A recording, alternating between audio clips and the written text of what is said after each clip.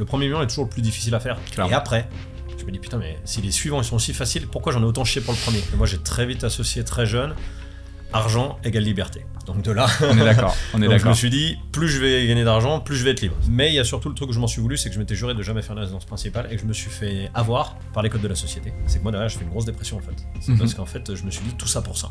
Aujourd'hui, j'ai plus du tout cette notion de la richesse. Pour moi, quelqu'un qui peut avoir 1 million, 10 millions, 200 millions, 1 milliard sur son compte ne sera jamais riche à mes yeux. Pour moi, la vraie richesse, c'est quelqu'un qui est heureux.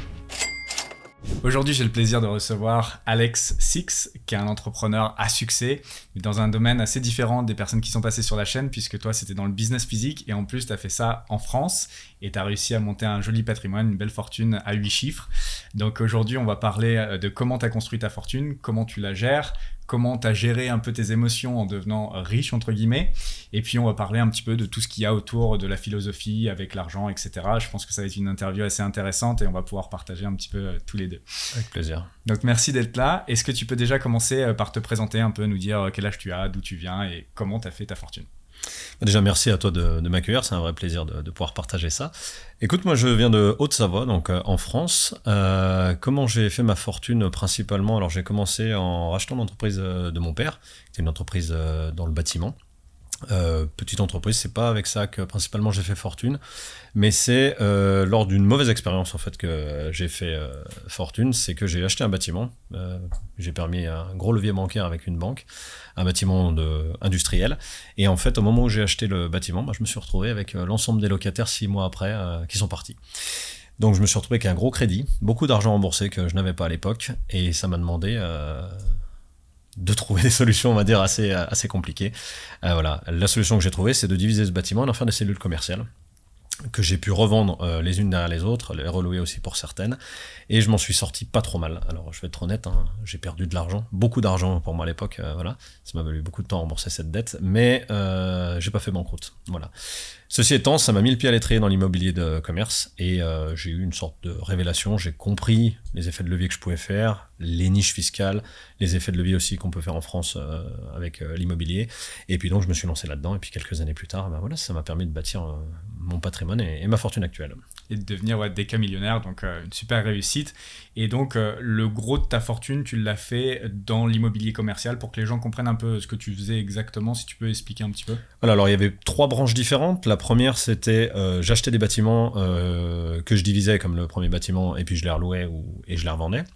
Le deuxième, c'était on repartait de zéro, un terrain neuf, on construit. Soit je gardais les bâtiments quand je les faisais, soit je les revendais derrière. Voilà, alors tout était fait par le prêt du levier bancaire, j'empruntais. Au début de mon activité, j'arrivais à emprunter quasiment 100%. Plus l'activité est avancée, plus il fallait que j'apporte entre 5 à 10%. Voilà, en fait, c'était une histoire de confiance. Plus tu faisais des bonnes affaires, plus les banques te faisaient confiance puisqu'elles gagnaient beaucoup d'argent aussi avec toi, plus c'était facile d'empiler sur des opérations. Et puis dernier créneau, le commerce de centre-ville, donc du pied d'immeuble, mais dans de la rue très prime, voilà, dans lequel soit on achetait, on rénovait, soit j'achetais, je gardais. Voilà, donc en gros c'est vraiment de l'opération achat-revente, amélioration, ou alors changement de locataire. Ça veut dire il y avait un vieux locataire, enfin vieux pas dans l'âge, vieux qui marchait plus trop, un commerce qui était dans le déclin. On remplaçait ça par une nouvelle enseigne de commerce comme on connaît tous, qui peut être H&M ou d'autres gens très connus, qui permettait à ce moment-là d'avoir un meilleur loyer. L'enseigne arrive, investit beaucoup d'argent, souvent des millions d'euros, pour rénover le magasin, et puis amène une nouvelle clientèle, et donc ça se valorise dans le temps. Donc ça te fait un joli package, et qui est plus facile à revendre. Absolument. Et ensuite, tu revendais ça à qui, souvent? Alors, soit des investisseurs privés, des gens comme toi et moi, qui ont une certaine fortune, et qui souhaitent, à un moment donné, diversifier les investissements. À l'époque, on pouvait atteindre des rentabilités de l'ordre de 7-10%. Aujourd'hui, pendant le Covid, avant le Covid, c'était plutôt 5%. Et maintenant, on est revenu sur du 7%, voilà, dans l'immobilier de commerce, %. Donc, ça permet de diversifier sur de l'actif physique. Il y a encore une grande partie de la population qui aime ça, qui aime le dur, tu sais, qui aime toucher ce qu'ils achètent, ce que je respecte, ce que j'ai fait aussi. Ou alors les family office. Donc, je pense que ton audience doit savoir ce que sont les family office. On en a parlé quelques fois, mais tu peux expliquer si tu veux. Un groupement d'une famille qui a beaucoup d'argent, qui gère ses propres actifs. Ou alors les SCPI, dont on entend beaucoup parler des produits de l'autre côté, mais il faut savoir que de l'autre côté de ces produits, il y a des gens comme moi qui montent des opérations et qui vendent à ces gens-là pour permettre à toutes ces entreprises qui ont énormément de cash de pouvoir l'investir dans des eux, ça leur permet de déployer sur un actif qui est clé en main, puisque tu l'as, en fait, tu l'as pumpé l'actif, tu as mis le bon locataire. C'est ça. On l'a pimpé, on l'a bien maquillé. Non, mais en vrai, c'est ça. Parce que ces entreprises-là, alors il y en a qui doivent le faire, je les connais pas toutes, hein, mais clairement aujourd'hui, ils ont besoin d'acheter du clé en main parce que les clients leur demandent du rendement instantané.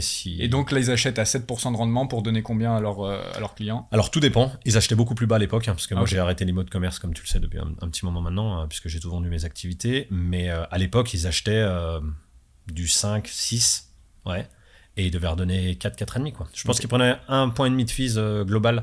Mais bon, il y en a qui gèrent des milliards en actifs, donc c'est du lourd. C'est du lourd.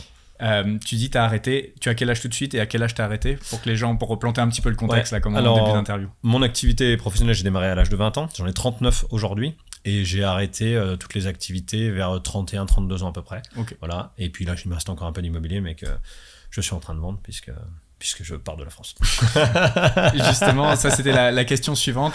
Est-ce que à refaire ta fortune, tu serais parti plus tôt de France, puisque là tu es en train de partir de France? Est-ce que tu penses que le fait d'avoir été en France, ça a influencé ta réussite? Est-ce que tu penses que tu aurais pu avoir le même succès si tu avais fait la même chose ailleurs?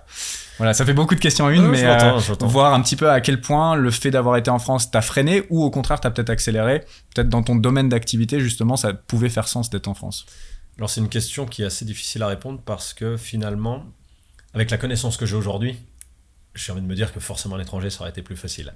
Il est clair qu'il y avait des énormes effets de levier, ça veut dire que l'emprunt que nous permettaient les banques à l'époque, la fiscalité qui était très accommodante dans les investissements immobiliers, mais moi je mettrais plus en phase, pas tant le pays, mais les gens avec qui j'ai travaillé. Ça veut dire que les contacts, les avocats, notaires, tous les gens qui m'ont entouré dans mes affaires, eux vraiment c'est de la pointe que c'était l'élite. Donc mon référentiel, hein. Et vraiment, si j'avais pu trouver ces mêmes personnes à l'étranger, je pense forcément que le business se serait décuplé encore plus vite. Ceci étant, ça dépend quel pays, parce que si j'avais mal géré à Dubaï et que je m'étais pris la crise en pleine tronche, j'aurais pu tout perdre. Donc voilà, c'est toujours l'effet de se dire à quel point la crise aurait pu impacter mon business. Et les arnaques. Et en plus de ça, tu as le momentum. À quel point tu penses que tu pourrais refaire exactement la même chose aujourd'hui? Est-ce que tu penses que tu étais dans une bonne période pour faire ça? Et est-ce que tu penses que ça serait refaisable, cette même fortune aujourd'hui? Aujourd'hui, si je repartais de zéro dans un autre pays, par contre, avec la connaissance que j'ai aujourd'hui, voilà, c'est le réseau. Il faut du réseau. Et du moment que tu fais une très bonne première opération et que tu fais gagner de l'argent à des gens importants, après, ils ont besoin de toi. Et donc ça... C'est un peu ça qui s'est passé. Donc le problème que tu as eu, tu me l'avais dit en off, donc avec ce bâtiment que tu avais acheté et que les locataires sont partis, tu as très bien géré ce truc-là, tu as perdu peu de plumes et tu as été repéré à ce moment-là. Et du coup, tu as eu des contacts qui t'ont permis ensuite de faire du business à encore plus haut niveau. Et c'est là où tu as gagné le plus d'argent. Oui, tout à fait. En fait, si on devait calculer l'argent que j'ai perdu au départ, qui était une grosse somme pour moi à l'époque, c'est une évidence. Par rapport au contact que j'ai eu derrière, évidemment, ça valait le coup. Ça valait largement le coup. Ok, voilà, intéressant. C'est un peu peut-être comme toi, construire ton audience, ça se fait pas en une journée. Ouais, bien sûr. Tu vois, c'est le temps qui fait la première année est ta perte, Voilà, c'est un peu ça. Du coup, quand est-ce que tu as fait ta fortune concrètement? Est-ce que tu penses que tu l'as faite à l'exit, quand tu as revendu tes sociétés, revendu les biens, ou pendant que tu faisais tourner tout ça en fait? Non, clairement, c'est le montage finançait les dettes. En fait, le courant permettait aux dettes d'être remboursées. Ce qui, moi, par les gros chiffres qui ont commencé à arriver dans mon patrimoine, c'est vraiment quand j'ai vendu les opérations à des grands fonds, puis à des gens qui avaient énormément de liquidités. Donc voilà, qui avaient besoin d'acheter rapidement. Donc c'est là où... En fait, quand tu remboursais les dettes, tu t'enrichissais d'une certaine manière, puisque tu remboursais, donc tu gagnais des parts de possession réellement des biens. Tout à fait, mais là où tu as pris vraiment le plus, c'est sur les plus-values quand tu revendais les biens, c'est ça? Ouais, dans l'immobilier, parce que les activités commerciales, le peu que j'en ai eu, représentent absolument rien. Et tu vendais parfois des blocs complets, une galerie commerciale par exemple? Soit au détail, lot par lot, ce qui est plutôt compliqué à faire, c'est plus embêtant. Et c'est ce qui va moins intéresser les gros familiaux, parce qu'ils ont beaucoup d'argent à déployer, donc ils vont pas s'embêter à acheter juste une boutique. Mais par contre, plus tu vends la découpe, plus tu vends cher. Tu vois, c'est toujours un effet, parce que si tu vends, je dis n'importe quoi, si tu vends 10 cellules à 1 million la cellule, tu auras potentiellement plus d'acheteurs qu'un centre commercial à 10 millions, tu auras forcément moins d'acheteurs. Par contre, le mec qui va acheter 10 millions va demander une rentabilité plus haute, ce qui est normal. Alors que celui qui va acheter moins va demander une rentabilité plus faible. Je pense que dans l'immobilier en général, c'est à peu près la règle, quoi. Ok, intéressant. Et tu estimerais à combien le pourcentage, on va dire, qui a été généré par ton activité et le pourcentage de ta fortune actuelle générée par les exits?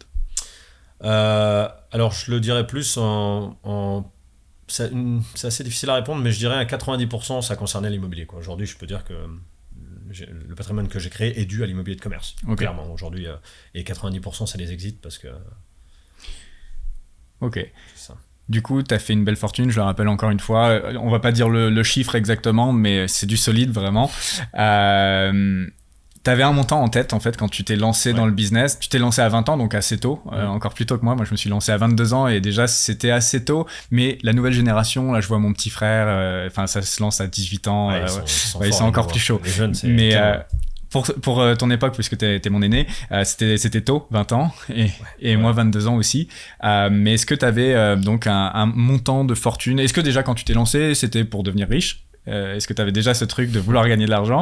Est-ce que t'avais un montant? Comment ce montant a évolué en fonction de... plus tu as fait des opérations, que tu as monté en level, est-ce que ce montant a évolué? Et puis après, il y a une question qui est plus philosophique. Je suis désolé, je te fais pas mal de questions, mais c'est une grosse question qui me tient à cœur. Est-ce que tu as toujours un montant aujourd'hui, malgré une fortune très importante? Donc, alors effectivement, ça fait beaucoup de questions. On va faire point par point. Je vais essayer de te répondre. Déjà, félicitations aussi à toi, parce que attaquer jeune, c'est souvent, on le voit dans les vidéos, les gens croient que c'est facile, mais ça demande quand même beaucoup de courage. Donc...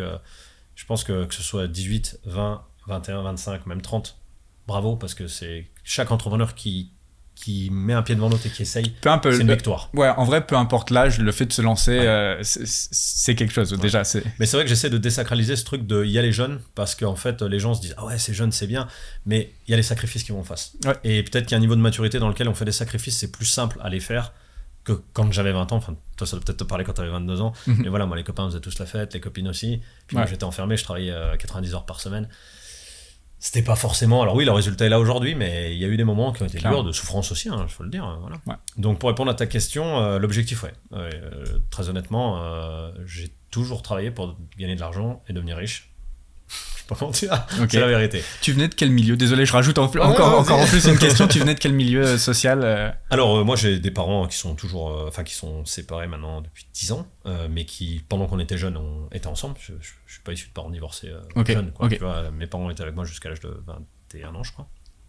Mon père avait une petite entreprise d'électricité. Donc entrepreneur déjà. Une vingtaine de personnes. Et ma maman était comptable de l'entreprise. Ok. Voilà, donc niveau social moyen, on va dire. Moyen, ouais. Ok. Oui, c'est... Ok. Mais du coup, c'est pas le fait d'avoir été dans un environnement riche qui te faisait te dire je veux être aussi riche. Non, c'est quoi qui te faisait... Alors moi, c'est clair, on en a déjà parlé. Moi, c'est la liberté. Ça veut dire que moi, j'ai très vite associé très jeune argent égale liberté. Donc de là, on est d'accord. Je me suis dit, plus je vais gagner d'argent, plus je vais être libre. C'était peut-être très, on va dire, comment on peut dire, jeune.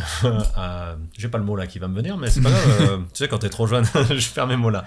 Immature. Immature, ouais, clairement, c'est le mot. C'était sûrement très immature, mais en tout cas, c'est ce qui m'a guidé. Et je pense que c'est important à un moment de se dire qu'est-ce qui nous a guidés, qu'est-ce qui, moi, m'a guidé jeune, et c'était ça. Argent égale liberté, plus j'avais d'argent, plus j'étais libre. Donc autant de dire que là, c'était parti. Et très bêtement, j'avais rien, je suis parti de zéro. Donc, c'était quoi être riche? À l'époque, c'était être millionnaire. Donc, c'est débile, mais c'était être millionnaire. Et donc, millionnaire, c'est quoi? 1 million. Moi, j'étais bête et méchant. 1 million, j'ai réussi, j'arrête. Et j'ai bossé là. 27 ans, j'étais millionnaire. J'ai commencé à me dire, je vais arrêter. Et après, ça en est suivi. Tu peux faire tous les calculs. J'ai fait une vidéo à ce sujet. Est-ce qu'on peut prendre sa retraite avec 1 million si t'es jeune? C'est impossible, quoi. Tout dépend où tu vis. Tout dépend de tes dépenses. Ça dépend de ton niveau de vie, ça dépend de l'inflation, ça dépend de si tu vas faire des mauvais choix ou pas dans ta vie, ça dépend de si tu vas divorcer, ça dépend de beaucoup de choses. Mais toutes ces choses, c'est des choses que tu ajoutes qui n'étaient pas là avant. Ouais. Ça veut dire que si par exemple tu prends une barre, 1 million, c'est quand même énormément d'argent. Ouais. Tu vas vivre dans un pays comme la Thaïlande, dans des endroits où, alors je te parle pas de Bangkok, mais dans des endroits où ça vit pas cher. Et puis t'es bien, puis t'as une vie simple, je sais pas, si t'as marché tous les jours, lire un bouquin, te baigner, c'est sûr, si t'as des vies mode champagne tous les soirs et tout, c'est sûr. Ça dépend si t'investis ton argent aussi, ouais. Forcément. Alors, en vrai, 1 million, tu l'investis à 5% dans les conditions de marché actuelles, ça te fait 50 000 annuels. En Thaïlande, oui. Tu vis dans plein de pays. Tu vis dans plein de pays très très bien. Ouais. Et puis surtout, t'as pas de stress. Tu tends vers une vie aussi peut-être plus simple. Ouais, parce que t'as moins de besoins, moins d'attentes, parce que moins de stress. Moi, je te dis qu'avec 1 million, le style que j'ai de vie aujourd'hui, non, c'est une certitude. Mais à l'époque, largement. Je veux dire, quand je m'étais dit 1 million, je les ai eus. Et je me suis dit, ouais, je peux. Et je me projetais déjà, je me projetais pas à vivre à Paris ou à New York, évidemment non. Mais je me voyais bien dans un petit pays tranquille, vivre une vie simple. Pas d'amour et d'eau fraîche, mais... Combien de temps ça a tenu, ça? Le truc, c'est que comme tu le sais, derrière ça, j'ai commencé à vendre mes boîtes, parce que j'avais atteint mon objectif. Et puis derrière, c'est une autre question qui est arrivée à moi, c'est que moi derrière, je fais une grosse dépression en fait. C'est parce qu'en fait, je me suis dit tout ça pour ça. Ça veut dire que j'avais bossé comme un malade, j'avais construit ce patrimoine, Et quand je suis arrivé là, je me suis dit, mais Quand pourquoi t'as vendu les boîtes, c'était plus 1 million, t'avais plusieurs millions déjà de... Ah oui, mais pas tant plus, ça devait être 2, 3, tu vois, pas tant plus. C'est pas ce moment-là où l'effet a été fait, c'est vraiment dans l'exit de l'immobilier, parce que j'ai vendu toutes les autres boîtes qui m'ont rapporté, mais pas tant que ça au final. Mais après, c'est quand j'ai dit j'exite complètement et je vends tout l'immobilier que là, l'effet de levier a été fait. Mais si tu veux, pendant toute cette attente, j'avais rien à faire, quoi. Les business tournaient. Mais la vraie question qui s'est posée pour moi, c'était le sens de tout ça, en fait, qui est toujours une question. 10 ans plus tard, c'est une question que je me pose toujours. La fortune a évolué. Je pense que c'est un des sujets qu'on va aborder derrière. Mais tous. Mais je pense que le vrai sujet, il est là. Ça veut dire que je vois tellement de gens aujourd'hui qui gagnent de l'argent, qui ont beaucoup d'argent, et leur seule excuse, c'est de dire je vais le donner à mes enfants, quoi. Quelle excuse de merde. Je dis pas que c'est pas louable, mais je trouve que c'est se mentir à soi-même. Je trouve que c'est vraiment se cacher la vérité, de dire peut-être juste dire que t'aimes l'argent et que t'en veux plus. Moi, j'en suis pas là aujourd'hui. J'essaie vraiment de trouver un sens à tout ça. J'ai fait pas mal de choses pour donner aussi dans ma vie. Mais voilà, le sens pour l'instant je l'ai pas et ma recherche elle est là en ce moment, vraiment. Ok, intéressant. On est au même point, alors on va pouvoir en parler. Du coup, ce goal au départ c'était 1 million, ensuite il a évolué ou pas Ensuite je me suis fait chier. Après mon petit moment de dépression, je me suis remis dans le game. Et t'avais un autre chiffre en tête ou pas? 10. 10. Bêtement. Et puis après j'ai dit quoi, c'est 100, tu vois. Et non, mais il faut arrêter parce que mon moment, je passe aussi peut-être à côté de beaucoup de choses. Et puis les gens, je pense on met beaucoup je sais pas comment dire, de cérémonial sur le fait de passer ces gros trucs. On n'a pas de pins le jour où on passe le million ou les 10 millions, enfin il se passe rien. Et d'ailleurs, je sais pas si ça t'a fait la même chose, mais le jour où tu passes ces caps, à chaque fois tu le sais pas quel jour c'est parce que on fait pas nos comptes, tu fais pas tes comptes. Enfin moi je l'ai fait tous les 2-3 mois, ma net worth je l'évalue tous les 2-3 mois. Je me rends compte, tiens, je vais passer à 1 million de plus, tu vois. Mais donc il y a tout un truc assez cliché, et en fait, il y a que quand on le vit qu'on se rend compte que finalement, ça change pas énorme de passer les millions en plus. Alors les premiers sont importants parce qu'ils offrent cette liberté que tu cherchais, que je cherchais. Mais après, c'est vrai que ça s'accumule et... Mais au final, je suis pas sûr qu'on l'ait trouvé cette liberté parce que après, on est repassé dans une autre dynamique, d'autres choses, tu vois. Ça veut dire que le petit Alex que j'étais à 20 ans dans son objectif. Je vais te raconter une anecdote très simple. J'avais un petit appartement qui faisait 48 mètres carrés à l'époque, j'étais très bien dedans d'ailleurs. Et j'ai su, moi, le jour où j'ai passé ce million, tu vois. Et en fait, mec, je suis rentré chez moi le soir, et je sais pas pourquoi, tu vois. J'ai ouvert la porte de chez moi, et je m'attendais, genre, tu sais, qu'il y ait champagne, pom-pom girl, tu vois, tout le monde soit là pour me féliciter, les holas, les ballons, tu sais, comme ça. Mais parce que t'avais prévenu tes amis ? Mais même pas, tu vois, c'était juste, je me suis dit, parce que moi, je passe un cap, ma vie va changer, tu vois, genre, c'est comme si ta caisse, elle allait changer du jour au lendemain. Je suis rentré dans mon appart, tu crois à quoi ? Rien. Le même appartement, la même bouffe dans le frigo, rien n'a changé. Et moi, ça m'était resté en me disant, mais je croyais quoi ? Pourtant, j'ai bossé quand même pendant 7 ans non-stop, juste dans cet objectif, tu vois ce que je veux dire ? Et l'objectif, c'était que, genre, 1 million, ça allait changer. Mais non, ça change rien, en vrai. Ça change rien. Donc, t'as mis 7 ans à faire ton premier million ? Ok, c'est pas mal par contre. Enfin, c'est beaucoup de temps quand même. En France, c'est bien. Oui, merde. En France, c'est bien. Oui, non, en France, oui, non, c'est bien, excusez-moi. Mais non, sur le web, je pense quelqu'un qui est vraiment dédié, en 3 ans, normalement, tu le fais ton million. Ah non, c'est bien le web aujourd'hui, vous avez des effets de levier incroyables. Ça va plus vite. Aujourd'hui, t'as un chiffre ou pas ? Non, j'ai arrêté. Tu oses plus te le dire. Non, j'ai arrêté parce que à chaque fois que je me suis donné un chiffre, je l'ai atteint, parce que je me donne un chiffre et une date. Ok. Et le problème, c'est... Bah oui, parce que je sais pas si quelqu'un dit je veux faire 10 millions par exemple, mais qui met pas de date. Un objectif, son but, pour moi, il n'y a aucun intérêt. Tu vois, ça veut dire quoi ? Ça veut dire que tu le fais 86 ans. S'il n'y a pas de date limite. Voilà, si tu dis je fais par exemple 1 million avant 30 ans, là il y a du game. Là il y a de l'enjeu, j'ai envie de me lever le matin. Si je fais 1 million sur les 40 prochaines années, je vais peut-être chiller pendant 4-5 ans, tu vois. Voilà. Clairement. Donc non, je mettais toujours un montant en face d'une date, que à chaque fois j'arrivais avant. Bien sûr. Donc maintenant j'arrête en fait, si tu veux, je suis plus dans l'opposé inverse de dire qu'est-ce que je veux faire aujourd'hui, voilà, dans notre vie maintenant avec ma femme, tout ça, comment on voit les choses. C'est marrant que tu es arrivé avant cette date. J'ai eu ce même truc, et ça je pense que c'est un message qu'on peut passer à ceux qui sont en début de cumul de fortune. Donc là j'ai 34 et donc il y a je sais pas, quand j'avais peut-être 25 ans, un truc comme ça, j'avais fait mes calculs à quel âge je serais millionnaire, et c'était à 33 l'année dernière en gros. Dites-vous que j'ai explosé le million depuis longtemps, et donc comme quoi ça peut être vraiment très exponentiel en fait, et on peut arriver bien plus vite à ses objectifs qu'on ne le pense quand on est en début d'accumulation de fortune. Je pense que ça c'est un message qui est intéressant. Un autre message que je rajouterai là-dessus, c'est que c'est un truc qu'on entend beaucoup dire, mais que moi j'ai vécu, peut-être tu vas pouvoir partager ton expérience. Le premier million est toujours le plus difficile à faire. C'est vrai. Pour moi en tout cas ça a été vrai. Clairement. Et après, Je me dis, putain, mais si les suivants, ils sont aussi faciles, pourquoi j'en ai autant chié pour le premier? Et ce truc, j'avais lu plein de bouquins là-dessus, mais c'est qu'en fait, après, on chope du réseau, on a les trucs dans notre business, on a notre edge qui fait que ça va beaucoup plus vite. Et puis ça s'accumule, les bases qu'on met en place, pour mon cas, business Amazon, pour YouTube, etc. Tu fais une base qui est de plus en plus solide. Tu construis une sorte d'édifice où tu ajoutes des pierres à chaque fois et donc ça fait des sources de revenus. Et puis on a accès aussi à des nouvelles choses. Ouais. Plus on a un patrimoine élevé, plus on a accès à des gens qui sont comme nous, à des opérations aussi. Voilà, moi dans l'immobilier, je sais qu'avant je pouvais faire que des opérations à moins de 500 000. Puis un jour j'ai passé un cap. Puis avec des partenaires, puis on a pu acheter des opérations à 10, 20, 30 millions, ce qui fait que forcément les marges à taux fixe, elles sont... Bien sûr. Un taux fixe, jamais à 5% de 30 millions, ça fera toujours plus que 5% d'un million. Toi, dans ton cumul de fortune, tu penses que tu dois beaucoup aux connexions que tu as pu avoir, etc. Ouais. 100%. Ok. Alors, c'est peut-être un peu exagéré, mais j'aime bien dire 100% pour que ça frappe l'esprit des gens. C'est parce qu'aujourd'hui seul, j'aurais jamais fait tout ce que j'ai fait. Bien sûr, peut-être que mon intellect, des idées que j'ai eues ont fait que ça avançait le business, ma dynamique, forcément. Mais sans les gens qui m'ont entouré, sans les gens qui m'ont acheté, sans les gens à qui j'ai pu acheter. Tu sais, on est dans le monde physique. Ouais. Il fallait que j'achète à des gens et que je vende à d'autres. C'était du réseau. C'est là où on va être assez différent, parce que moi, j'ai été assez solitaire dans la création de ma fortune, dans tous mes business. On va dire que j'ai été bien entouré par les personnes qui ont travaillé avec moi, Loïc. J'ai eu des bonnes personnes autour de moi qui m'ont bien aidé, mais sinon ça a été quand même assez solitaire et il n'y a pas eu énormément, on va dire, de connexions qui ont fait un gros levier dans mon business. Voilà, donc c'est intéressant, ça montre que les deux sont possibles. Les deux sont possibles et je pense que vous êtes dans un monde qui est moi je trouve incroyable parce que vous pouvez scaler une vitesse. C'était la question. C'est ça, on fait les millions avec ça, quoi. Non mais c'est sûr que vous avez un PC, vous faites les trucs. Moi je trouve ça incroyable. Après je t'avoue que aujourd'hui, moi, j'aurais du mal à faire ce genre de business parce que le contact humain, j'adore l'humain. Okay. J'ai besoin de partager, j'ai besoin de discuter, j'ai besoin de sortir. Et puis des fois, tu as des idées qui émergent. C'est bête, hein, mais tu bois l'apéro, tu discutes d'un truc, puis au bord d'un verre de cacahuètes, et hop, une idée sort, et tu te dis putain, vas-y, on se lance et on fait un truc. Et puis, ouais, c'est un peu l'histoire de ma vie. Donc, moi, je dois beaucoup au réseau et aux gens que j'ai rencontrés. Est-ce que tu te considères riche déjà et qu'est-ce que pour toi quelqu'un de riche, et est-ce que ça a évolué avec le temps en fait? Plus tu t'es enrichi, plus tu te dis celui-là il est riche.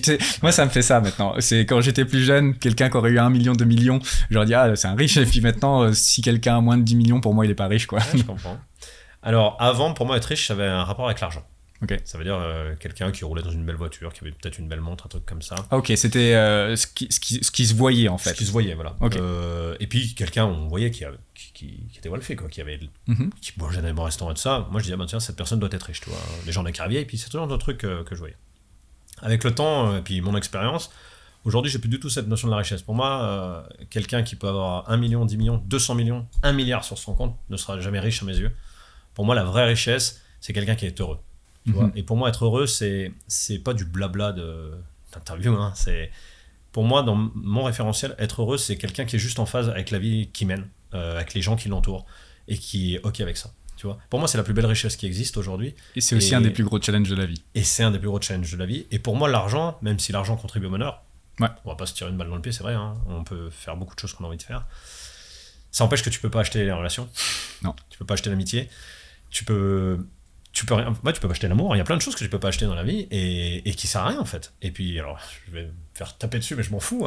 Mais je veux dire, il y a beaucoup trop de gens aujourd'hui, et je faisais partie de ces gens-là plus jeunes, qui ont une fixation sur l'argent, comme les nanas, un peu les michtos, ou les goldie girls, ou même des mecs qui pensent que par ça, à la montre qu'ils vont porter, le truc. J'ai rien contre ces gens-là. Je dis juste qu'à un moment donné, le facteur qui attire les gens, il est là. Et donc il n'y a plus le reste.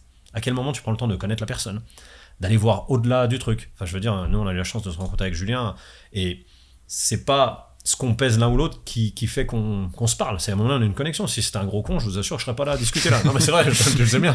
Pareil, voilà. Ouais. Et je pense que c'est réciproque. Pour moi, la vraie richesse, elle est là. Et aujourd'hui, je rencontre dans ce que je fais aujourd'hui pas mal de gens qui ont les moyens. Et je rencontre beaucoup de cons, hein, beaucoup de gens qui savent même pas pourquoi ils ont gagné leur argent, des gens qui sont issus de fortune. Riches malgré eux. Ouais. Riches malgré eux. Et des gens qui, tu vois, me le respect déjà.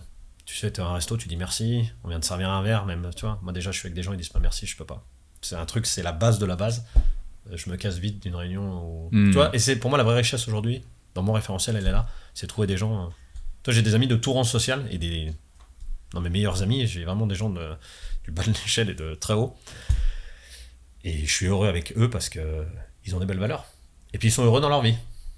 Tu vois, et je veux pas faire du discours de merde parce que c'est vraiment ça aujourd'hui pour moi la vraie richesse. Et tous les millions du monde t'amènera jamais à être bien dans ta tête, être bien dans ton corps, quoi. Tu te considères riche ou pas? T'as pas répondu à la question. Je Suivant les statistiques, tu l'es. Mais... Et toi, tu parles en... Ouais, mais tout le monde y est, en vrai. Pardon, pas tout le monde. Les 2 personnes qui sont à cette table le sont statistiquement. C'est comme s'il y avait 200 personnes derrière nous. Ouais. Tu crois qu'on a besoin? Il y a une salle derrière. Une salle, tu sais, c'est l'Olympia. C'est ça. Tu te considères ou pas? Non, je me considère pas. Ça veut dire, mais je considère pas parce que j'ai l'honnêteté de dire que j'assume peut-être pas l'argent que j'ai aujourd'hui. Ok. Voilà. C'est pas parce que j'assume pas parce que je considère pas que c'est juste que je l'ai gagné. C'est juste que j'assume pas, c'est parce que je travaille progressivement à accepter tout ça sur moi-même. Et c'est un travail que je fais depuis 15 ans et j'adore faire ce travail et je veux pas aller trop vite. Tu vois, je veux pas péter les câbles, je veux pas dépenser de l'argent pour rien faire et je veux que chaque argent que je dépense aujourd'hui, c'est un intérêt pour moi. Et pas en investissement, mais ça m'apporte de la joie et que ça apporte de la joie aux gens. Aujourd'hui, je dépense mon argent que dans des expériences, aider des gens. Voilà, c'est un truc qui, moi, me fait kiffer. Donc, c'est une question que j'avais pas ajoutée. À quel point il y a cette pression sociale? Est-ce que tu as eu parfois des remords? Enfin, pas des remords, je sais pas comment l'expliquer, mais peut-être tu vas entendre. Le fait d'avoir ce niveau de fortune et tu te dis peut-être je le mérite pas ou alors peut-être j'ai trop de chance, tu vois, par rapport au commun des mortels. Est-ce que t'as ce truc ou pas? T'as déjà eu ce truc un peu? Non, j'ai jamais eu ce truc-là parce que je considère que tu vois, l'as mérité. On parlait de la méritocratie, je considère que j'ai mérité ce que j'ai par rapport au travail et aux sacrifices que j'ai fait. Et c'est pas une compensation, c'est pas parce qu'il y a eu des sacrifices que j'ai le droit d'être là où j'en suis aujourd'hui. C'est que j'ai fait ce qu'il fallait pour en être là. Par contre, l'aspect, c'est à quoi tout ça sert. J'en suis vraiment là, tu vois. C'est vraiment quelle utilité je vais pouvoir donner à ça, parce que je veux pas me rentrer dans la caste et dire c'est pour mes enfants. Non, parce que est-ce que ok, j'aime l'argent et je veux juste accumuler du pognon pour accumuler du pognon. Les premiers millions ça peut être pour les enfants, mais après quand tu rencontres des gens qui ont 50 millions et qui disent je fais ça pour mes enfants, arrêtez-vous quand même. Je connais un mec qui a 500 millions, il dit je fais ça pour mes enfants. Je dis, tu crois pas qu'avec 1 million on va s'en sortir tes gosses? Ah non, mais tu te rends pas compte dans la vie dans laquelle on... Non mais je te jure, j'entends des discours des fois de gens, ils sont perdus la notion du terrain. Je peux avoir les mêmes. Tu vois pas le monde dans lequel on est, tout peut vaciller. Moi c'est pour ça que je suis encore dans ce truc là et j'y travaille dur. Tu sais ce que je rappelle qu'en France il y a des gens qui vivent avec 1000 euros par mois. Ah ouais. Et ça, il y a un moment, il faut accepter que 1000 balles par mois, il y a des gens, ils vivent. Et je dis pas qu'ils vivent bien, mais ils vivent. Donc c'est toujours ce ratio qu'il faut avoir en tête, de se dire, et dans plein de pays d'Afrique ou ailleurs, les gens vivent avec moins que ça. Beaucoup moins. Ouais. Voilà. Et donc c'est bien à se rappeler que quand on donne des sommes aussi importantes, c'est bien pour les pays occidentaux. Mais moi qui voyage beaucoup, toi aussi je le sais. Moi je trouve que les voyages c'est aussi important pour nous faire baisser un peu mon mental qui peut des fois partir en Europe, parce qu'en Europe c'est de la folie, quoi. Les gens c'est toujours... Encore, c'est pas les States, c'est encore pire. Ouais. Les States. Les States, c'est la folie. Ouais. Du coup, cette question va être difficile à poser puisque tu te considères pas être riche, mais la question c'était qu'est-ce que ça change à ta vie? Qu'est-ce que ça a changé à ta vie d'être riche? Bon, alors on va dire d'avoir une fortune importante. Voilà. Qu'est-ce que ça a changé concrètement? Un truc. Alors, franchement, je vais te surprendre sur la réponse parce qu'on en a un peu parlé avant. Mais tu vois, le fait aussi de pouvoir y réfléchir parce que tu poses des très bonnes questions et ça va chercher des trucs. C'est pas le genre de questions qu'on peut discuter avec tout le monde tout le temps, donc c'est ça qui est intéressant. Ça m'a apporté une chose, c'est que je peux offrir des choses aux gens que j'aime. Ça pour moi c'est hyper important. Des expériences qui rêvent. Je suis pas trop bien matériel, donc offrir du matériel c'est pas mon truc, mais vivre des expériences, tu vois. Mon père rêvait d'aller aux États-Unis, j'ai pu l'emmener en vacances, on est partis tous les deux, mais j'aime bien vivre les expériences aussi avec eux. Ma mère pareil, mon frère, mes amis proches aussi. Ça pour moi c'est le top numéro 1. Franchement, des meilleurs hôtels, oui. Entre un hôtel à 100 balles et un hôtel à 500 balles, on voit une vraie différence, mais je crois pas qu'entre 500 balles et 4000 balles, il y a une vraie différence. Non, après, il y a un moment où c'est capé, ouais. Voilà. Les voyages, moi j'adore voyager, mais... Je crois que t'as fait le tour du monde... Ouais, quelques fois. Quelques fois en plus. Quelques fois, ouais, 6 fois déjà. 6 fois, ok. Donc, mais moi j'adore voyager, si tu veux, donc... mais ça change rien. Je suis aussi bien dans une cabane, dans un boui-boui au bord de l'eau en pleine jungle, que dans un très bel hôtel de luxe. Donc, c'est ce que m'a apporté ça, c'est de pouvoir tout faire, en fait. Mais de pas rester... cloisonné dans le luxe. Un truc, tu vois. Ah non, parce que je pourrais pas. Et moi, j'ai un peu ce problème-là. Là, j'ai quand même pris un petit peu j'ai pas eu trop de lifestyle inflation, tu vois, de la folie, en possession, mais j'ai besoin d'un cadre quand même. toujours. Mais Mais peut-être c'est un travail sur moi. Avec le temps, tu verras que et ça voilà, redescend, on a quelques années de différence, donc j'arriverai peut-être à la même conclusion. Mais du coup, en termes de possession, peut-être au début, tu m'avais dit tu avais acheté 2-3 conneries, voilà. Mais en fait, on passe tous par là. Les premiers millions, on va dire, on a envie d'acheter 2-3 conneries. Et puis en fait, on se rend compte que toi, tu as une autre formulation que la mienne. Moi, je dis what you want on you. Et toi, tu dis. Mes possessions me possèdent. Ouais. Exactement. Ouais. Et posséder, en vrai, le mot est meilleur. Je préfère finalement ta formulation. Moi, je disais avant, ce que tu détiens te détient. Mais posséder est encore plus je trouve fort. que c'est violent comme Ouais. Je trouve que quelqu'un te possède, t'appartient. Oh là là, tout ce que je déteste. Tu vois, c'est l'antithèse de moi, ma vision de la liberté. Mhm. Puis il y a une autre chose que ça m'a apporté aussi, que j'aimerais apporter, qui est important. Ça m'a rapproché des gens que j'aimais. Ok. Alors là, bien sûr, je vois déjà les gens d'un truc. Ah bah c'est normal avec le pognon que t'as, enculé. les gens te collent comme un magnète. Eh ben pas du tout. Ça m'a rapproché justement. Ça a fait éliminer justement tous ces gens qui servaient à rien dans mon entourage. Et ça m'a rapproché de mes vrais amis parce que j'ai pu, en moi assumant ça aussi, parce qu'il y a une phase d'assumer soi-même ce qu'on devient en fait. Mhm. Et j'ai pu commencer à en parler à mes amis. J'ai mon meilleur ami qui est mon témoin de mariage, qui lui doit peut-être gagner 1500, 2000 euros par mois. Aujourd'hui, j'arrive à lui parler des sommes, de l'argent que je gagne, des placements, des trucs et tout ça. Et même s'il me regarde avec des yeux comme ça nous a vachement rapprochés parce qu'on a pu se libérer d'un sujet qui peut, je pense, être tabou en France, parce qu'il est français, hein, tout comme moi. Et ça, ouais, ça m'a vachement rapproché. Mon frère aussi, j'ai pu en discuter avec plein de gens autour de moi, alors qu'avant, j'étais plutôt vivons bien, mais vivons cachés, tu sais. Donc, tu arrives à être, on va dire, transparent avec des gens très proches autour de toi. Très, très proche, ouais. Moi, je suis pas encore à ce cap-là. Je parle pas de ma fortune, même à ma famille très proche. Alors, quand j'en parle, c'est pas de dire, tiens, c'est ça, et vous voyez, c'est plus de se dire, de répondre à des interrogations qu'ils ont. Okay. Parce que tu sais, des fois, on est parti du même, tu sais, on était tous au même niveau à l'époque. Hein. Okay, tu vois. Et à un moment donné, ils voient une bagnole, ils voient un voyage, ils voient des photos d'un voyage, tu vois, ils vont peut-être voir cette interview, tu t'es interviewé sur YouTube, c'est bizarre, tu comprends? Et j'arrive tout doucement à expliquer les choses. Tu vois, en disant, tu vois, pour ça, moi je peux le faire, voilà pourquoi, voilà ce que j'ai fait. Et eux, ça leur ouvre un esprit. Et même, je vais plus loin, c'est qu'on s'échange des lectures. Tu vois, par exemple, je parle de mon ami John, petit coucou à toi si tu regardes cette vidéo, qui est mon meilleur ami.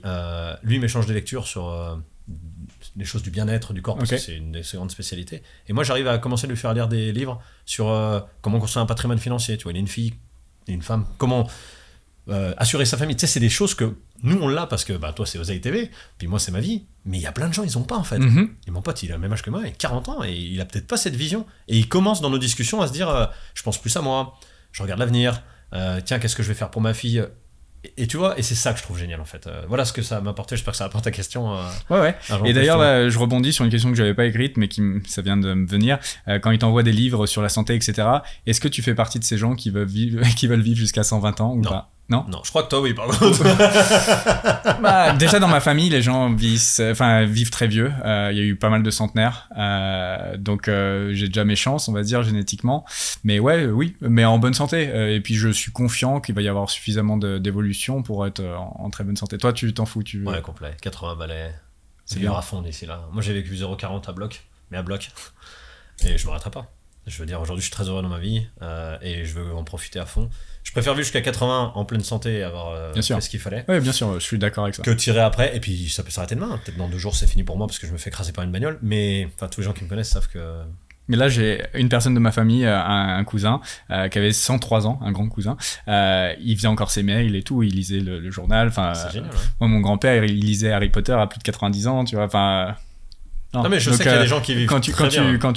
Mais bon, c'est des gens qui ont eu des... Je sais pas, peut-être c'est le fait qu'ils parlent 5 langues. Tu vois, c'est des gens qui ont des cerveaux bien câblés. Ils s'entretiennent, tu vois. Parce que, en fait, ce que je vois beaucoup dans les... Bon, on est hors topic là, mais c'est pas grave. Beaucoup de vieux, ils terminent à regarder la télé en maison de retraite, à rien foutre. Et en fait, je pense que la stimulation et donc d'avoir eu des vies d'entrepreneurs, etc., où on a été très stimulés, eh bien, je pense que ça conserve aussi. Je pense que ça aide à aller plus loin. Je sais pas s'il y a des études là-dessus. Les gens en commentaire qui sont spécialistes le diront. Ton niveau de relation sociale aussi. Ouais. Ça veut dire que si tu t'isoles, la solitude, c'est un des trucs qui tue le plus dans le monde. Hein. Pire. Ouais. Voilà. Donc c'est vrai que souvent, tu dis les personnes âgées, elles arrivent, maison de retraite, devant la télé, mais surtout seules. Ouais, seul. À mon avis, tu dépéris puis tu meurs. Donc voilà. Après, si t'es bien entouré, je pense que tu peux vivre. Après, les gens que j'ai un style de vie qui verra que je pense que je vivrai pas vieux. Pas vieux, 80 c'est déjà bien. Je fais gaffe à ma santé et tout, mais moi j'adore bouffer, j'adore faire la fête. Donc si tu veux, à un moment, je suis aussi lucide c'est un choix de vie que je fais. Okay. C'est un choix de vie où j'ai pas envie de bouffer des carottes tous les jours, enfin j'exagère mais pas loin, pour finir ma vie et me dire ouais j'ai gagné 10 ans. Ça m'intéresse absolument pas. Mais à l'inverse, je vais pas me destroyer la santé pour dire je finis ça dans 10 ans. Enfin je veux dire, en fait je pense que toute la vie, c'est un juste milieu. Ouais, c'est un juste milieu. De choix qu'on fait. Et balance, c'est de pas être dans les extrêmes. Exactement, voilà, tout à fait. On va passer à un autre sujet. Comment tu investis ton argent actuellement ? Alors, je suis full aujourd'hui, monétaire et actions, tout ce qui va être ETF, faible frais. Voilà. Okay. S&P 500. Entre autres S&P 500, qui est parmi les positions les plus importantes, mais je gère moi mon patrimoine. C'est-à-dire qu'aujourd'hui, j'ai décidé de gérer moi-même. Et donc, le premier type de placement, tu as dit monétaire. Monétaire, ouais. Donc, ce que tu entends par monétaire, c'est du treasury bond à court terme, c'est du treasury bond. Du bon d'État. Voilà, du disponible pour que si j'ai besoin d'argent. Ok, de la dette d'État à court terme, qui paye très bien en ce moment. Qui paye bien en ce moment. Quasi à 5%, donc c'est une position très confortable.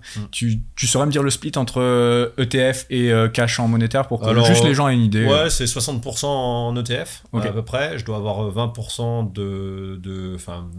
de cash monétaire qui est utilisé aussi pour des petites opérations court terme financières. Et puis j'ai une petite partie, parce que j'aime bien intellectuellement être stimulé sur un petit projet financier que je travaille moi-même, voilà, sur lequel j'ai le reste. Donc voilà, qui fait un peu l'alpha du patrimoine, quoi. Ouais, là où tu vas chercher de la grosse performance. C'est là où je vais chercher la grosse performance. Sur le reste, t'es plutôt entre 5 et 8. Voilà, où je peux me permettre de perdre aussi cette partie-là, quoi. Intéressant. Donc c'est très simplifié, encore un peu plus simplifié que moi en fait. J'ai peut-être un petit peu plus, un peu plus large en termes d'investissement. C'est quelque chose que tu cherches d'ailleurs. Ouais, encore une fois, ça va avec ta notion de liberté, de pas te prendre la tête. Ouais, et puis de pouvoir gérer de n'importe où dans le monde, parce que on voyage beaucoup, donc c'est important pour que je puisse gérer ça depuis n'importe où, puis que j'ai pas de truc physique, quoi. Donc c'est très problématique. Enfin voilà, le physique, on parlait de l'immobilier, mais si t'as toujours le traditionnel truc de la chasse d'eau qui pète, il faut que tu te déplaces. Enfin, bien sûr, ça existe peu, mais il faut se déplacer. L'avantage de tout ça, c'est qu'il te faut un téléphone, un ordinateur, tu gères à distance, tu prends tes positions, puis maintenant grâce à WhatsApp, Teams, tout ça, c'est incroyable ce que tu peux faire. Et grosso modo, tu penses que tu arrives à faire à peu près quelle performance en termes de pourcentage sur ce qui est investi ? Aujourd'hui, je pense que si je suis entre 5 à 8% sur 40 ans de moyenne. Moi j'ai une vision très très long terme. Ça veut dire que moi, même si le SP se plante la tronche pendant les 10 prochaines années, je m'en fous. Je vise très long terme pour plusieurs raisons. Ça va avec ce que je t'ai dit. J'ai une vision de vie à 80, 90, tu vois. Et donc, l'argent qui est placé, j'en ai pas besoin dans les 10 prochaines années. Donc, pourquoi le mettre dans des trucs qui sont à disposition ? Ce que j'ai à disposition, c'est ce que je vais sûrement utiliser dans les 5 à 10 prochaines années. Et comme ça, mes autres positions, je les touche pas. Qui dit ne pas les toucher, dit ne pas m'en occuper. Donc pour moi, ça n'existe pas. Et ce qui fait que c'est ça aussi le fait d'assumer. Tu vois, c'est aussi, je pense que si au quotidien tu brasses constamment ton propre argent et que tu l'utilises dans des opérations immobilières, par exemple, tu vois, t'enlèves un peu, t'investis, tu renlèves, t'investis. Je pense que t'as plus de notions de ce que t'as que quand finalement t'en gardes peut-être 5 à 10% dispo et que tu l'utilises. Et le reste, tu l'oublies en fait. Tu vois, je sais pas si tu vois ce que je veux dire. Hein. C'est une philosophie de vie intéressante. Tu sais, donc là, tu me dis que tu cherches, t'es entre les 5 et 8%. Tu connais le chiffre magique de 7,2 ? Non. Qui est, en fait, tu doubles ta fortune tous les 10 ans. 10 ans. 10 ans. 7,2 en accumulation. En fait, avec les compound interest, ça double. Parce que les gens pensent en fait que c'est 10% pendant 10 ans pour doubler, mais en fait, non. Parce qu'en fait, ça compound. Et donc, tu vas devenir plus riche, en fait, à travers tes investissements qu'à travers le boulot que tu as fait avant. C'est ça qui est drôle. Moi, je regarde, je sais pas si tu connais les calculateurs d'intérêt composé en ligne. Je sais pas si tu l'as déjà fait. Moi, je m'amuse à le faire de temps en temps. Et en fait, ce qui est très drôle, c'est que si tu as un bon matelas de départ et que tu touches pas, en fait, les intérêts cumulés vont te rapporter plus d'argent sur une vie que l'effort que tu as fait au départ pour avoir ce pactole de départ. Mais c'est une des raisons aussi pour lesquelles moi j'ai vendu mes boîtes, parce que quand je suis toujours quelqu'un, je le suis toujours encore, de très curieux.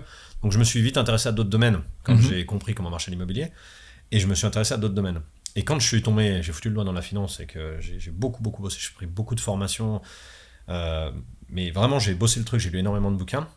Et ensuite j'ai compris une chose, et quand j'ai compris vraiment comment marchaient les intérêts composés, j'ai dit mais en fait pourquoi je m'emmerde ? Et c'est ça. Mais la vraie question, et c'est ce que les gens n'arrivent pas à faire, c'est qu'il faut attendre. C'est le temps en fait. C'est le temps qui va nous enrichir. Ça veut dire que les gens ne comprennent pas. Ils se disent, mais le vrai effet multiplicateur, c'est au bout de 10 ans. que les intérêts commençaient 12-15 ans, que ça attaque. Il y a deux choses. C'est d'avoir un pactole de départ important. Donc de faire les premiers millions ou la dizaine de premiers millions, on va dire. T'as déjà fait 500 000 à 8% sur 40 ans. Ah, pas besoin de beaucoup, hein. C'est énorme le montant que ça fait. Hein. Oui, mais quelqu'un qui a 500 000, il faut qu'il tape dans ses 500 000. Tu vois, ou alors il faudrait qu'il ait un autre revenu ailleurs. Tu vois ce que je veux dire?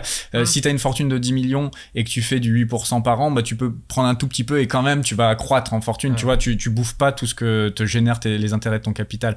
Le problème, c'est que si tu commences avec des montants trop petits, bah, tu vas bouffer plus inflation et ça marche pas, tu t'enrichis pas. Il faut quand même un pactole de départ suffisant pour que ça fasse quelque chose. Enfin, pour que vraiment ça fasse une grosse boule de neige. Si tu vis sur tes rentes. Ouais, c'est ça. Parce que si t'as d'autres choses. Si t'as des sources de revenus. Si t'as des side business. Ouais. Justement, c'est encore une fois, c'est cette partie dont on ne s'occupe pas, dont on touche pas. Tu vois, sûrement dans ton patrimoine, tu as aujourd'hui une partie sur laquelle, quoi que tu puisses dire, peut-être dans les 20 prochaines années, tu vas pas y toucher. C'est de cette partie-là qu'on parle. Tout le reste, si tu te dis, même dans 5-10 ans, je vais m'acheter ma baraque ou je vais faire un truc, tu sais que tu vas te taper dans ton capital, je te déconseillerais cette stratégie. Ouais, bien sûr. Et puis surtout, si t'es soumis à la volatilité et que t'es émotif, oublions tout de suite cette stratégie pour les gens qui sont comme ça. Et donc, toi, tu dis avoir une vision à 40 ans. Moi, ma vision maximum quand je fais des investissements, au moment où on fait cette vidéo, c'est 10 ans. Le plus long investissement que je vais prendre. Est-ce que ça évolue avec le temps? Est-ce que tu penses que quand je vais prendre en maturité, je vais être capable de regarder plus loin, ou c'est un truc intrinsèque à une personne qui... Je pense que c'est très personnel. Toi, je sais que t'as une faible acceptation de la grosse volatilité. Moi, c'est pas que j'ai une faible, j'ai pas d'acceptation de la volatilité. Moi, j'étais comme toi avant. Ok. Véridique. Avant, si tu veux, perdre le moindre euro dans un placement, ça me foutait l'urticaire, quoi. Mais parce que je comprenais pas comment marchait la finance. Ouais, parce que en fait, pour que ça se gomme, ce truc-là, il faut avoir la vision à 40 ans. Parce que si tu lises, forcément, ça ira.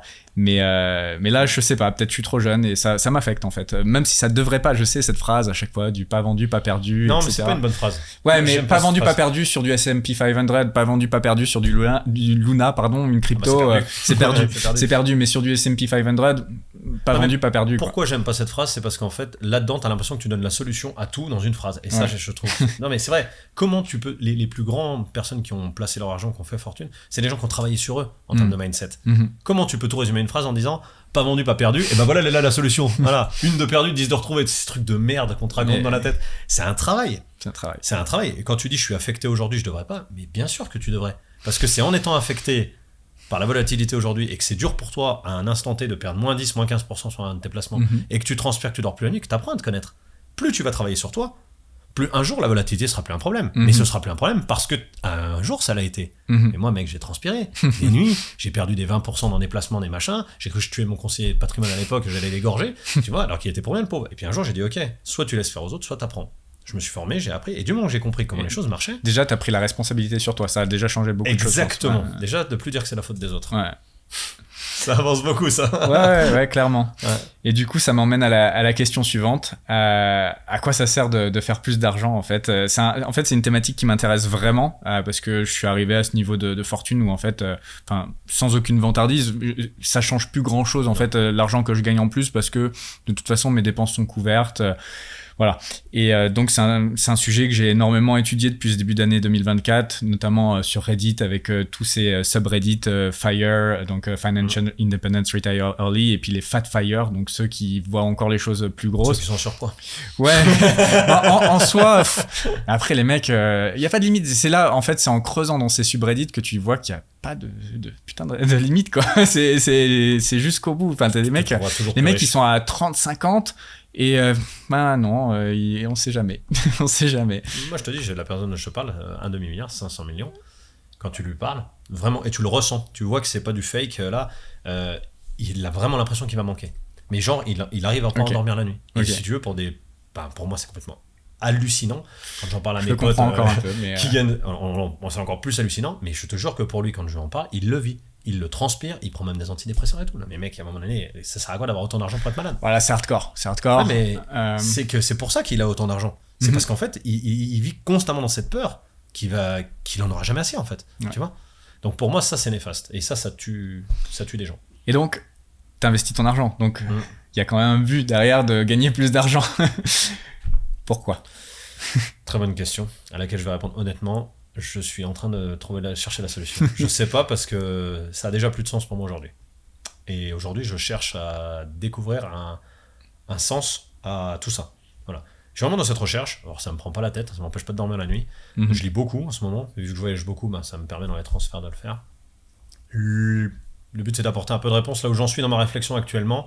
C'est de me dire que autant ça sert à rien. Je pense qu'il y a vraiment un montant d'argent que je placerais entre 2 à 4 millions, qui est largement suffisant pour être bien Pour dans ton sa style vie. de vie à toi. Pour être bien dans une vie, alors t'as 15 enfants, machin. Pour être bien dans une vie, sans péter les plombs et assurer la génération qui suit. Ok. Voilà. Ça me paraît bas. Bah, Tu vois, c'est après, encore. on peut sortir des tableurs de calcul, mais il faut Ouais. faire une autre vidéo. Hein. Ouais. Mais je te l'explique, on le met sur le papier ensemble, je te ferai voir. Parce que En justement. dessous de 5, moi, c'est même pas envisageable. Oui, mais parce que tu penses pas aux intérêts composés puis tu vois pas long terme. Je sais pas. Je veux une famille, moi. Ouais, Ça coûte une blinde. tout dépend de ce que tu veux faire avec famille. École privée, machin. Tu sais, regarde, prends une famille en France et mettre leur gosse à Non, mais l'école. je l'ai fait. Hein, je le Je fais. crois que c'est donc, quoi je- C'est 300 000 euros un gosse, c'est ça que ça coûte, non? Sur une vie? Ouais, mais ça dépend quel gosse, ça dépend tu vois, quel cadre tu lui donnes. Moi, je le vois, ça coûte. Ça coûte une blinde, vraiment, quand tu veux avoir une vie internationale. Après, c'est tout ça la différence, c'est quel cadre de vie tu vas vouloir. Bien sûr, 2 à 4 millions, finalement. Si tu as un cadre de vie plus modeste plus quand même, ça va le faire. Mais si tu as une vie internationale, que tu veux un peu voyager en business class, tu sais qu'à chaque fois qu'on met nos fesses dans un avion, ça coûte 15 000 $. Ça coûte 15 000 $ de déplacer mes fesses d'un endroit à un autre. Je vais Et te poser je le une fais autre plusieurs fois par an. question. C'est moi qui vais te poser une autre question maintenant. Vas-y, Si demain l'interview. tu mets, voilà, si demain tu avais, tu as cette vie, tes enfants, ta femme, tu choisis ce que ça te coûte en fait réellement. Mhm. Est-ce que tu gagnerais plus d'argent que ton niveau de dépense pour être rassuré ou tu arriverais juste à gagner ce que tu dépenses? Plus. Voilà. Donc la réponse elle est pas dans la dépense, Ouais. elle est dans ton interprétation par rapport à ça. Moi elle est pas dans la dépense aujourd'hui, tu vois. Elle est dans moi quand je te dis 2 à 4 millions, c'est pourquoi? C'est parce que en général, un être humain il a besoin d'avoir un but de faire quelque chose. La preuve, aujourd'hui tu pourrais arrêter de travailler. Mhm. Pourtant tu continues à travailler. Ah oui, c'est la question qui va après. C'est qu'est-ce qu'on fout de notre vie? Parce que quand tu as notre niveau de fortune, bon, tu as 39, c'est ça? Mhm. 39, 34. Il nous en reste. Enfin, toi, tu veux aller que jusqu'à 80. Je peux aller jusqu'à 120. Qu'est-ce que je vais foutre pendant 80 ans là?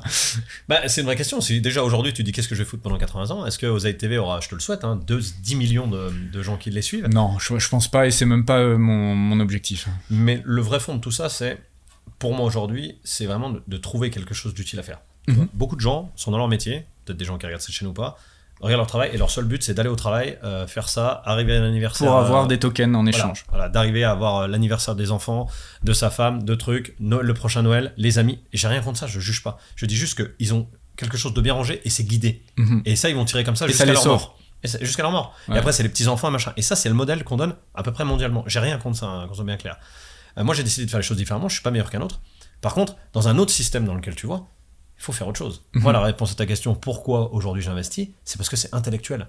Mhm. Je veux savoir si les intérêts composés, ça marche. C'est un truc, c'est intellectuel. C'est tout. J'ai pas besoin que ça marche. Mhm. Tu vois. Mhm. Et j'aimerais bien me prendre à moins 50. Ah ouais? Ouais, vraiment. Bah, parce que Warren Buffett, 3 fois dans sa carrière, moins 50% de son patrimoine. 3 fois. Mon grand-père est reparti 2-3 fois à zéro. Et moi, je rêve il a d'un- été plusieurs fois Moi, je rêve multimillionnaire. d'un moins 50 sur mes invests, de Moi, mes j'ai erreurs. pas envie. Ah si, Franchement, mais j'ai de eu mes la erreurs. chance de faire un sans faute. Non, j'aimerais pas essayer ce qu'a essayé mon grand-père ou d'autres. Ouais, non. Mais c'est là où tu sais vraiment qui tu es. Moins 50, en vrai, c'est jouable. Mais putain, Non, mais repartir comment à tu le vis zéro. Comment tu le vis? Je dis Mal, pas mal, de vivre mal, les moins mal, 50. Moi mal. aussi, je le vivrai mal, mais comment tu t'en sors? Ouais, mais j'y arriverai, bien sûr. Bien sûr. Moi, je pense que la réponse, elle est plus là, elle est plus dans le travail sur soi que dans vraiment le montant. Et donc faire des choses qui nous fulfillent jusqu'au bout de notre vie. Après, ça sera pas qu'une seule chose d'ailleurs. Ça sera pas forcément des choses qui nous rapporteront de l'argent. Ça, c'est Sûrement aussi ce pas. que j'ai appris en ce début d'année parce que moi, je pensais que mon temps ne pouvait être utilisé que pour gagner de l'argent. Ouais, je sais qu'il y a des gens qui vont trouver ça de gogol peut-être, mais on a chacun nos problèmes. Hein. Ouais, c'est ça. Et en début d'année, j'ai un peu compris ça, que possiblement, je vais peut-être faire autre chose de ma vie qui sera absolument pas financier en fait, mais qui me fulfillera. Et donc ça sera sûrement un autre volet de ma vie pour l'instant. Comme je l'ai dit là dans une interview dernièrement, je continue à pousser mes business tant que ça va, ça roule. J'ai réussi à déléguer la plupart des choses, donc je fais presque que ce que j'aime. Les vidéos, c'est pas toujours facile pour moi de les faire, mais Tu t'en sors très bien. ça va. Je trouve ça très bien. Ouais, mais ça, les gens le savent pas non plus, mais c'est pas ce que je préfère faire des vidéos. Mais en fait, j'adore la préparation et j'adore l'après, j'adore ce que ça apporte aux gens, en fait. C'est ça ma récompense, en vrai. C'est le résultat final. Le process d'enregistrer la vidéo, c'est pas ce que je préfère. Tu mérites, bravo, hein, parce que c'est un joli parcours que tu as, il faut aussi le dire. Hein. Merci, c'est gentil.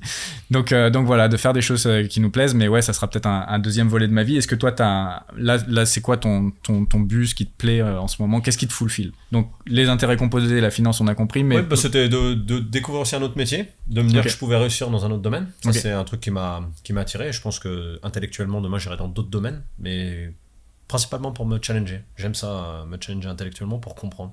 J'aime bien dans une discussion comprendre les choses et aussi les appliquer à moi-même dans mon référentiel.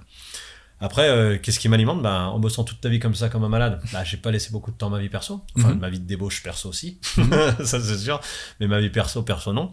Donc, ces 3 ans, j'ai rencontré une magnifique femme, on s'est marié l'année dernière. Donc ça, en tant que tel, on croit pas. Enfin, dans mon référentiel, en tout cas, c'était un énorme projet. C'était pas quelque chose que je voulais forcément dans ma vie. Mais quand c'est arrivé, je me suis quand même bien impliqué et j'ai voulu faire les choses bien. Et voilà, aujourd'hui, on a un projet de tour du monde sur 10 ans. On a acheté une voiture qu'on a fait équiper. Et, tu vois, encore une fois, on en parle, quel que soit mon niveau de patrimoine, tu vois, aujourd'hui, notre rêve, ça va être de faire le tour du monde dans une bagnole. Elle coûte combien? Elle coûte combien? 150 000 euros. 150 000 euros, Ce qui est pas mal. C'est très cher pour une voiture, mais je veux dire, ça reste un 4x4 dans lequel tu vis dedans. Et à partir du moment où tu étais à peine millionnaire, tu pouvais le faire, quoi. Même quelqu'un qui aurait 500 000 euros, il pourrait faire ça. Et aujourd'hui, on kiffe. Et moi, j'ai tout mon entourage et ils me disent, mais mec, t'as de l'argent et tu vis dans ta caisse. Moi, je kiffe. Tu vois? Mais parce que j'ai rien à prouver à personne, en fait. Je fais ce que j'aime. Et puis nous, on va voyager dans plein de pays dans le monde. On va rencontrer plein de gens, on va se revoir plein de fois dans le monde aussi, tu vois, et on va faire des rencontres magnifiques. Et sûrement, je pense, après ce tour du monde, j'aurai la réponse à la vraie richesse. Qu'est-ce que c'est la vraie richesse? Et en quoi mon argent peut être utile? Parce que tu vois, j'ai déjà pensé à donner dans des fondations, faire des choses comme ça et tout, mais ça passe par des hommes et les femmes, ça peut être corrompu, surtout dans ces pays-là. J'ai pas envie. Pour le moment, je suis pas prêt à ça, et si je dois faire un truc comme tout le reste, comme tu l'as bien compris, je le ferai moi. Par moi-même. Mais je veux que ce soit sûr, que ce soit utile. Et tu l'as déjà un peu fait par toi-même, par l'association que tu as. Ouais. Je sais pas si tu veux en parler ou au moins dire le concept, qu'est-ce que c'est. Oui, c'est une association qui s'appelle Les Routes du Bonheur. Donc, quand j'ai été fondateur et président pendant 10 ans, là, j'ai donné la main à Flora, une de mes amies qui a repris avec beaucoup de comment dire, du succès.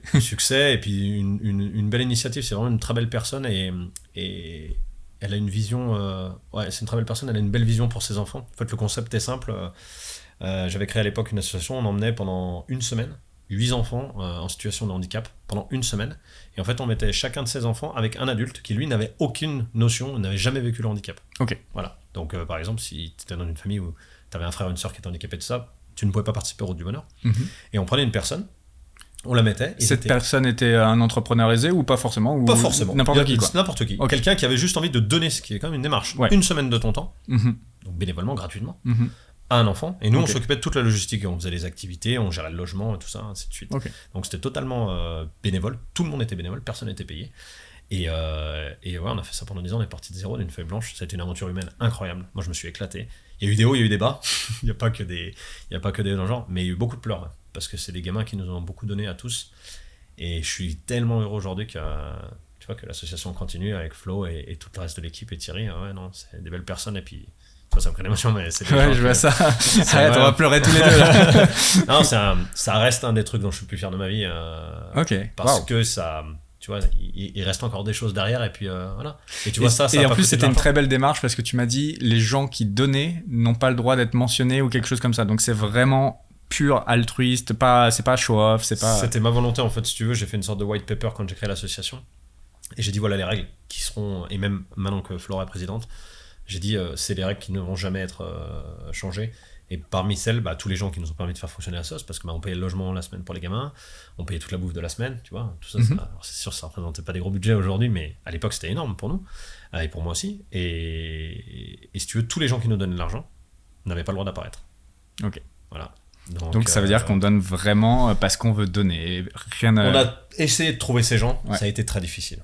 Et aujourd'hui ça l'est encore, tu vois, parce que je sais qu'ils sont on en parle là, encore récemment, j'ai eu au téléphone, c'est encore difficile parce qu'en fait il faut toujours un échange dans le don. Et tu vois, ça c'est un truc avec lequel j'ai beaucoup de mal Aujourd'hui encore, j'ai beaucoup de mal. C'est pour ça que moi, quand je fais quelque chose, de plus en plus, je dis rien, j'en parle pas, et les choses que je fais maintenant, personne n'est au courant. Donc, d'ailleurs, je te remercie énormément de faire cette interview parce qu'en vrai, t'as rien à gagner à faire cette interview. Ouais. À partager toute cette philosophie autour de l'argent, etc. Donc, un grand merci à toi. Bah, si ce n'est aider ta chaîne, peut-être aider, tu sais, les gens, ce que vous faites, les gens du YouTube, je trouve ça génial parce que finalement, des fois, t'as un mot, une phrase, ça va rentrer dans la tête de quelqu'un à l'autre bout du monde et tu vas lui changer sa vie. Ouais, c'est une graine. Ça, je trouve ça génial. Alors, si je peux aider ta chaîne ou aider quelqu'un, moi, c'est un vrai plaisir. Un vrai plaisir. Du coup, j'allais te demander, c'était la question suivante, mais on y a un peu répondu. Qu'est-ce que tu fais aujourd'hui? Donc là, c'était dans ton projet de tour du monde. Est-ce que tu lances encore des entreprises là ou pas? Et t'aurais cette envie ou pas? Non, aujourd'hui. Les intérêts composés vont suffire. Ouais, et puis j'ai pas l'envie de reprendre quelque chose d'entrepreneurial aujourd'hui. Peut-être dans quelques années, je te dis pas que je le ferai plus jamais. Mon avocat qui est un ami aussi me dit toujours je sais que tu t'arrêteras jamais, peut-être, mais toujours avec des hommes et des femmes. Ça reste important pour moi, c'est une belle aventure humaine qui se propose à moi, où le but final n'est pas financier. Ouais, je serais capable de rediriger ça et de signer, sans problème. Ça, je me connais, voilà. À quoi ressemble un peu ton quotidien, ton organisation de la journée? C'est un peu plus personnel, mais lève tard, lève tôt, ça ressemble à quoi une journée d'Alex? Écoute, je suis plutôt un lève tôt et un couche tard. Tu vois, je me lève en moyenne 7h le matin, et puis sans les soirées de bringue, je dois me coucher à, je sais pas, 11h minuit, en moyenne. À quoi ressemble une journée? Le matin, je fais du sport tous les matins. Après, je fais un Duolingo, cours d'anglais, tous les matins. Tu sais, je sais pas si tu as lu ce bouquin qui est génial, que je conseille, qui s'appelle Les effets cumulés. L'effet cumulé, génial. Petite chose que tu fais chaque jour qui te change ta vie. Je suis assez dans cette dynamique-là. Un petit cours d'anglais pour améliorer mon anglais. Après, affirmation. Liste d'affirmations que je fais. Toi, pour démarrer ma journée dans un cadre positif. Donc, c'est-à-dire, affirmation, c'est quoi? En fait, après, si c'est trop personnel, mais juste un exemple. J'ai une liste d'affirmations qui sont dans mon téléphone, que j'ai écrit, qui me parle à moi, qui m'aide à diriger là où je veux amener ma vie. Sur des valeurs qui sont importantes pour moi. Voilà. Des buts que je me suis donnés, mais c'est uniquement personnel. Il n'y a aucun aspect argent ni technique. Vraiment... Mais ça, je sais que c'est important pour pas mal de personnes. Je connais des personnes très successful. Moi, je suis absolument pas là-dedans. Je fais pas du tout, mais je sais que j'ai des amis qui font les grateful, comment on dit, gratitude, les carnets de gratitude. Ils font le carnet de gratitude tous les jours. Ils remercient. c'est important ça. Ouais, il faudrait peut-être que je le sois plus. Il faut surtout que tu fasses. Si j'ai envie et si ça m'apporte quelque chose. Mais tu vois, dans le taxi en venant te voir, je faisais mes affirmations. Je suis arrivé, j'ai un peu la tête, je venais de m'arriver, je fais du sport, machin, tu vois, j'ai un peu la tête dans le cul. Je suis arrivé là, j'étais en plein d'énergie, tu vois. Ouais, donc je suis au fond de ça. Puis après, ça dépend où je suis dans le monde. Si je suis en voyage comme ici actuellement en Thaïlande, on voyage, on bouge tous les jours, puis en fonction des rencontres. Je me prends pas la tête en fait. Et en France, max du temps, je vais voir mes amis, ma famille, je passe du temps avec eux. Mais je l'ai vu là quand je t'ai dit je vais être là à Bangkok, je serai là le 23. Je suis pas stressé pour les dates. Ouais. Voilà. Moi je vis plus une vie d'opportunisme peut-être, des rencontres. Tu vois, je sais pas, disons ce soir on va manger ensemble, on rencontre quelqu'un, ça se passe bien, cette personne intéressante dit tiens on se revoit, tu vois, je suis capable de... C'est ça pour moi la vraie liberté, c'est de changer ton emploi du temps comme ça, et pas dire excuse-moi, attends je te prends entre telle heure et telle heure. J'ai encore des contraintes forcément, parce qu'avec mon départ j'ai des choses à vendre et tout ça, et à gérer, mais forcément... Avec ton départ de France. De France, donc voilà. Ouais, ok.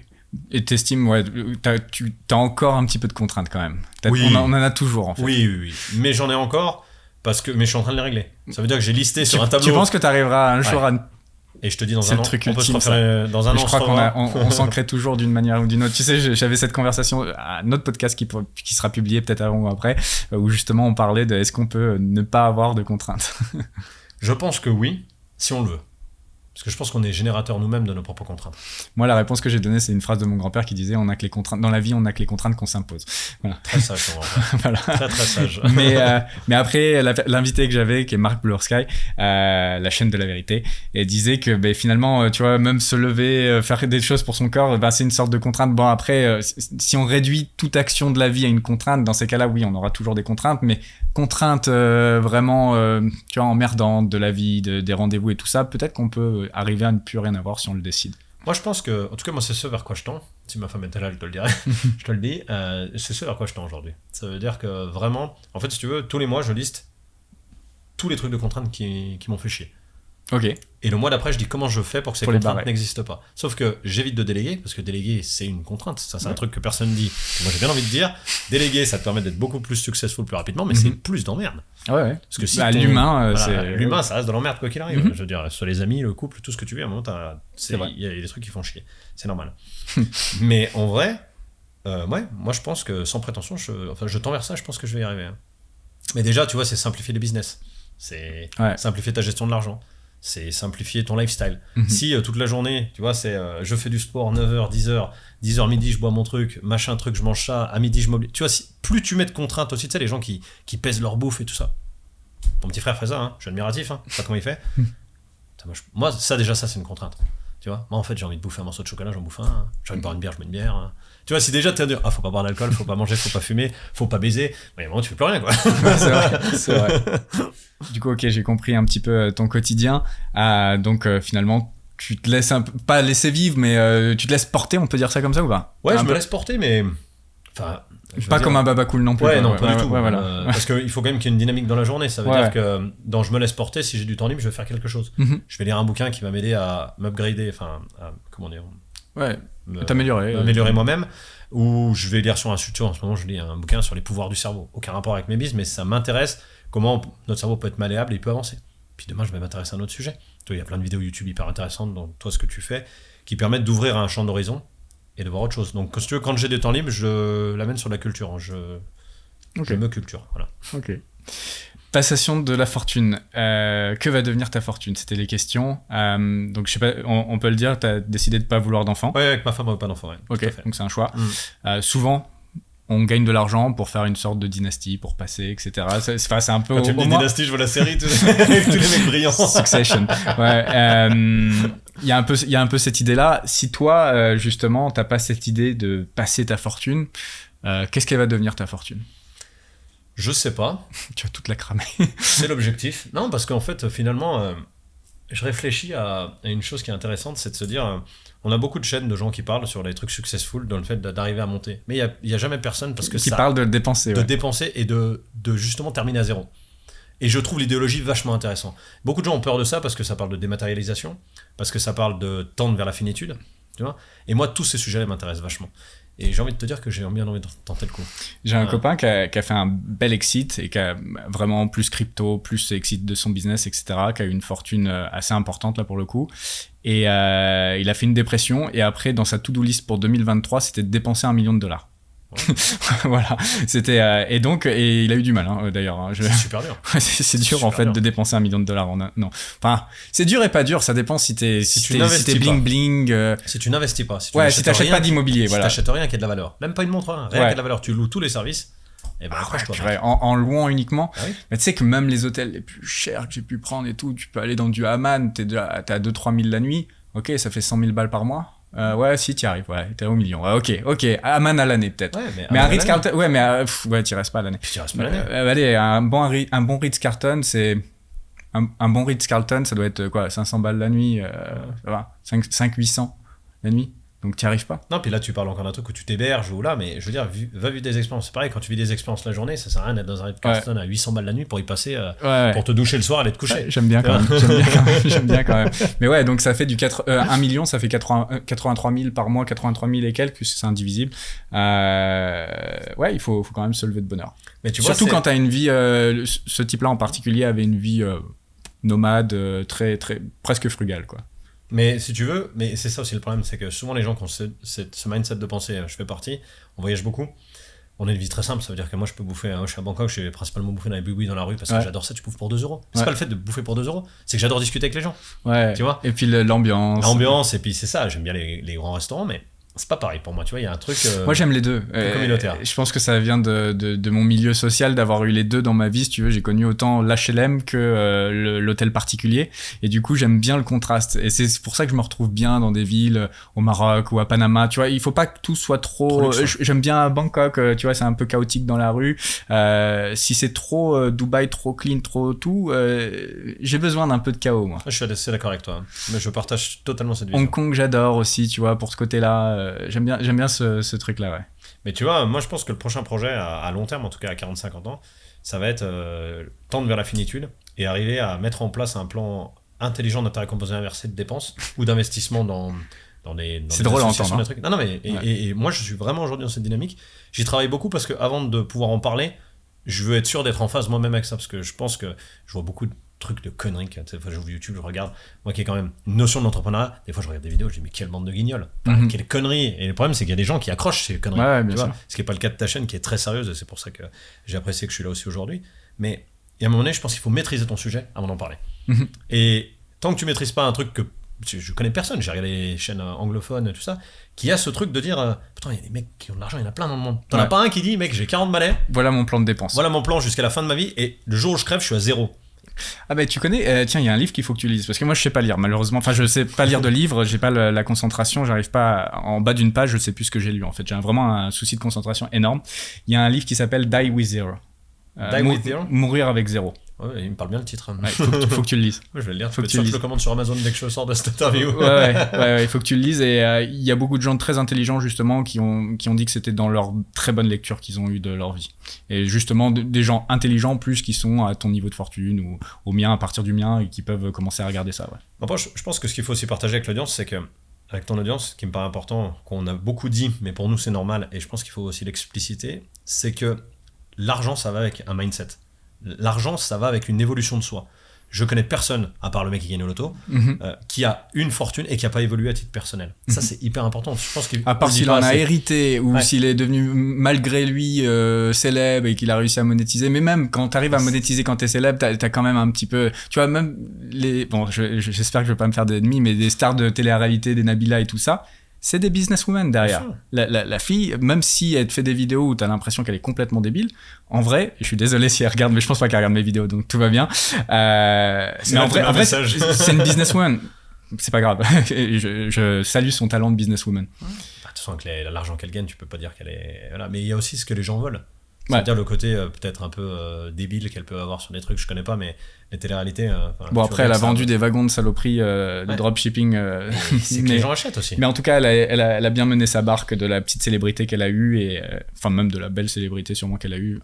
Donc voilà, donc tout ça pour dire que oui, ça opère un changement. Il y a un changement qui se fait en soi quand on accumule cette fortune. Et puis tu vois, les gens qui accumulent au fur et à mesure de leur vie, c'est des gens vraiment qui sont... Quand tu parles avec eux, c'est super intéressant. T'as face à faire des gens qui sont à l'écoute, qui sont ouverts, tu vois, qui savent pas tout sur tout. Bien sûr. Tu vois, et c'est vachement intéressant. Et plus on vieillit, plus on se rend compte qu'on sait rien sur rien. Ça, je te confirme. Ça, c'est Gabin. Hein. C'est la musique de Gabin, je sais pas si tu la connais. Je te confirme qu'on sait rien sur rien. J'en suis conscient. Hein. Et ouais, c'est important, je pense, de bien lier les deux. Je pense qu'on a tendance à l'oublier. C'est que peut-être... c'est pour ça qu'il y a beaucoup de gens très bien informés qui disent commencez à travailler sur vous avant de vouloir gagner de l'argent. Je trouve ce conseil excellent. Ouais, bien sûr. Bah, déjà, arriver à s'enlever ses propres plafonds de verre qu'on se met dans le cerveau, tu vois. Enfin, je viens d'une bonne famille d'un côté, comme je t'ai expliqué, et d'un autre côté moins, mais en termes de richesse, on va dire.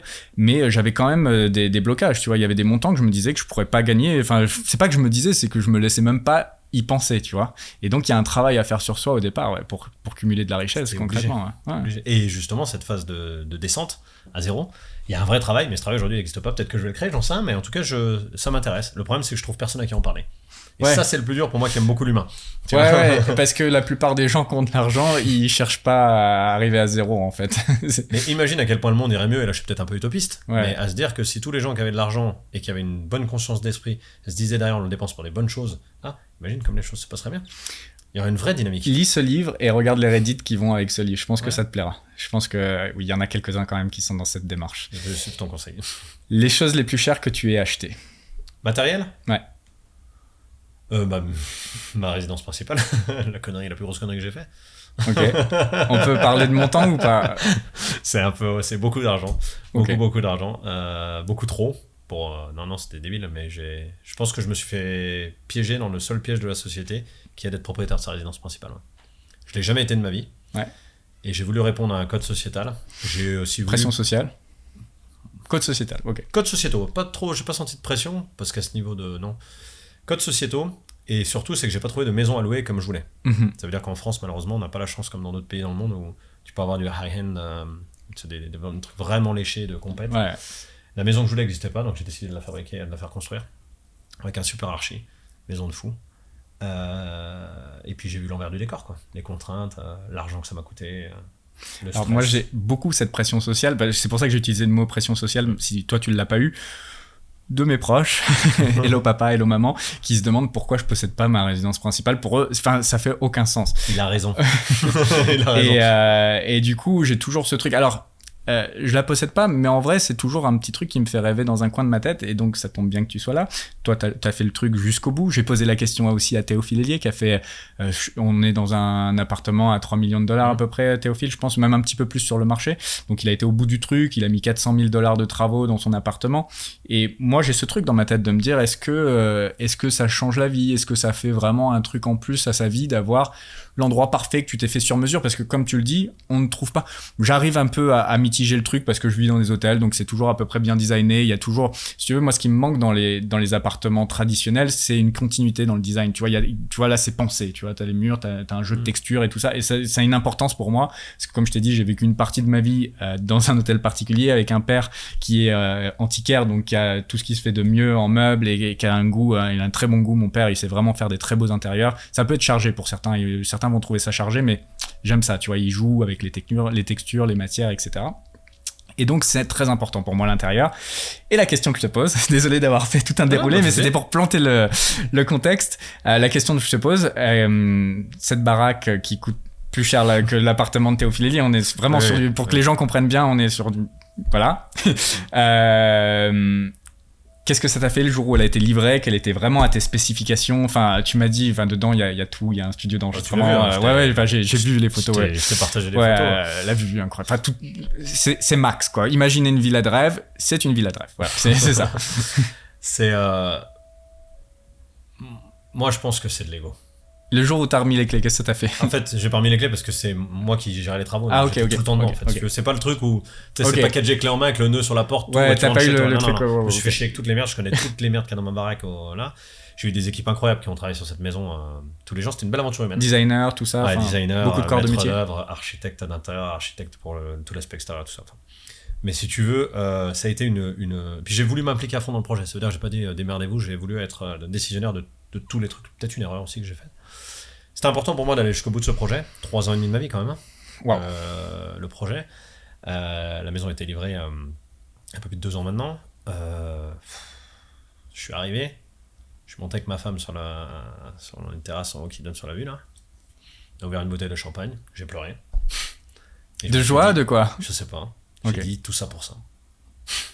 Ça veut dire que toute l'énergie, tout ce qu'on a mis dedans, c'est plus le stress, l'énergie. Alors je suis content, après j'essaie de me racheter une conscience. Non, mais j'ai fait vivre plein de familles, t'as fait vivre plein d'entreprises, c'est une connerie. Hein. Ouais. Je me suis surtout fait chier. Et surtout, je m'étais juré de jamais avoir de résidence principale parce qu'on sait, enfin, t'as dû l'expliquer dans ta chaîne que c'est un gouffre financier d'avoir une maison à son nom.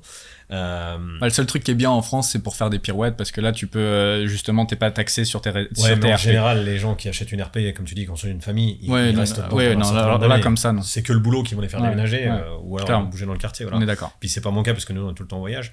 Non, la maison, je crois que j'invite des gens, voilà. Mais ça m'a planté dans un statut social dans lequel je suis pas forcément à l'aise parce qu'en fait je suis la même personne. Par contre, depuis que j'ai la maison, les gens me parlent plus de la même façon. Tu vois. Donc ça a changé.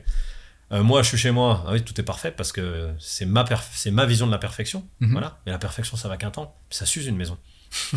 Puis ça se salit. Tu vois.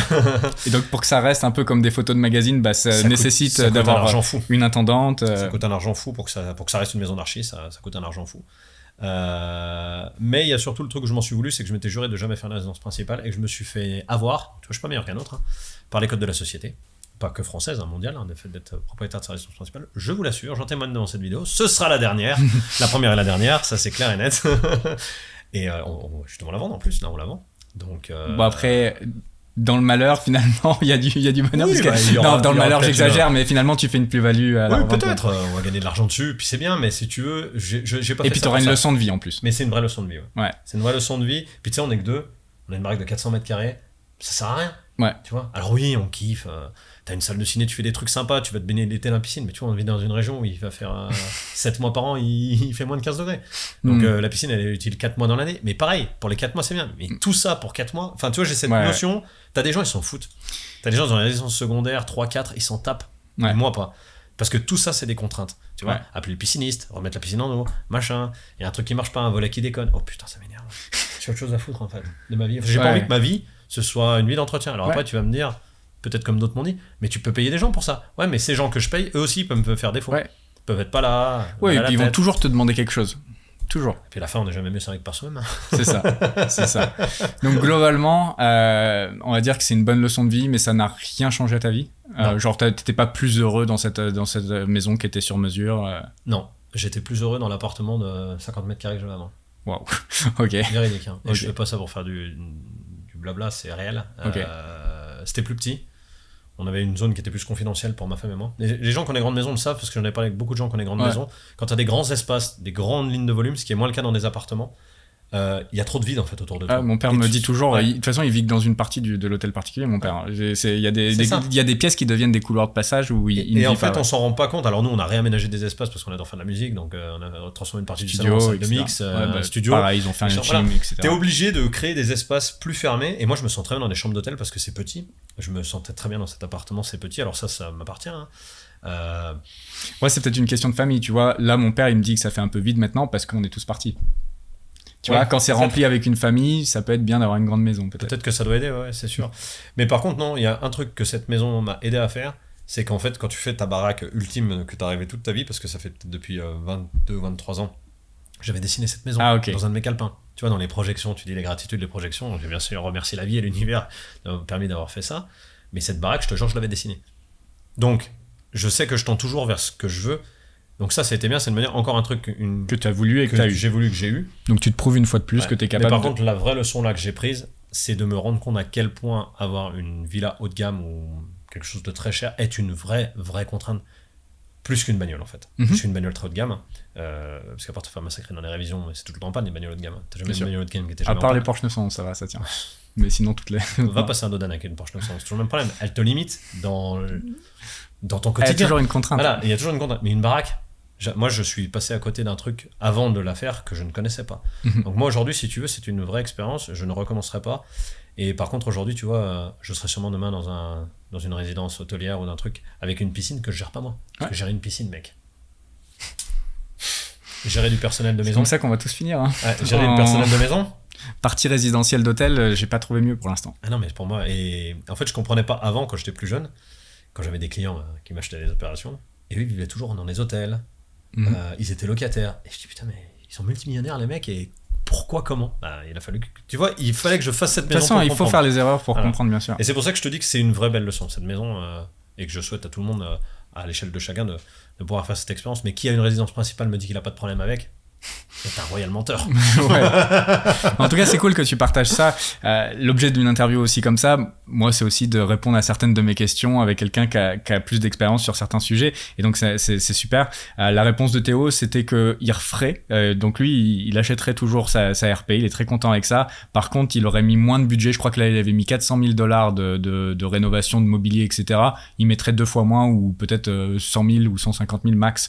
Je pense qu'il estime qu'il a dépensé un peu trop dans l'intérieur et que finalement ça n'a pas vraiment décuplé son plaisir, mais par contre le plaisir d'avoir un endroit à lui, il aime quand même bien. Donc tu vois, ça dépend des personnes et c'est pour ça que je collecte un petit peu des datas pour moi pour toi. Ouais. Alors moi je réponds clairement à cette question, pour moi c'est niet, je ne ferai pas. Par contre, tu vois, ça c'est une chose dans laquelle je mets mon esprit. S'il y a un mec ou une personne qui est investisseur et qui veut faire un truc hyper léché, louer un truc quel que soit le prix, vraiment dernière génération, et que lui m'offre le service qui va avec, tu vois, ça veut dire que t'es dans la villa hôtelière, quoi. Ça veut dire que quelqu'un, il doit exister des conciergeries d'hyper luxe, tu vois. Non, mais sinon, t'as parfois des Ritz-Carlton Reserve, par exemple, ils ont des mini-villas. Et ça, tu peux avoir ta mini-villa, mais ça coûte une blinde. Ouais, mais parce que ça coûte cher aussi en face.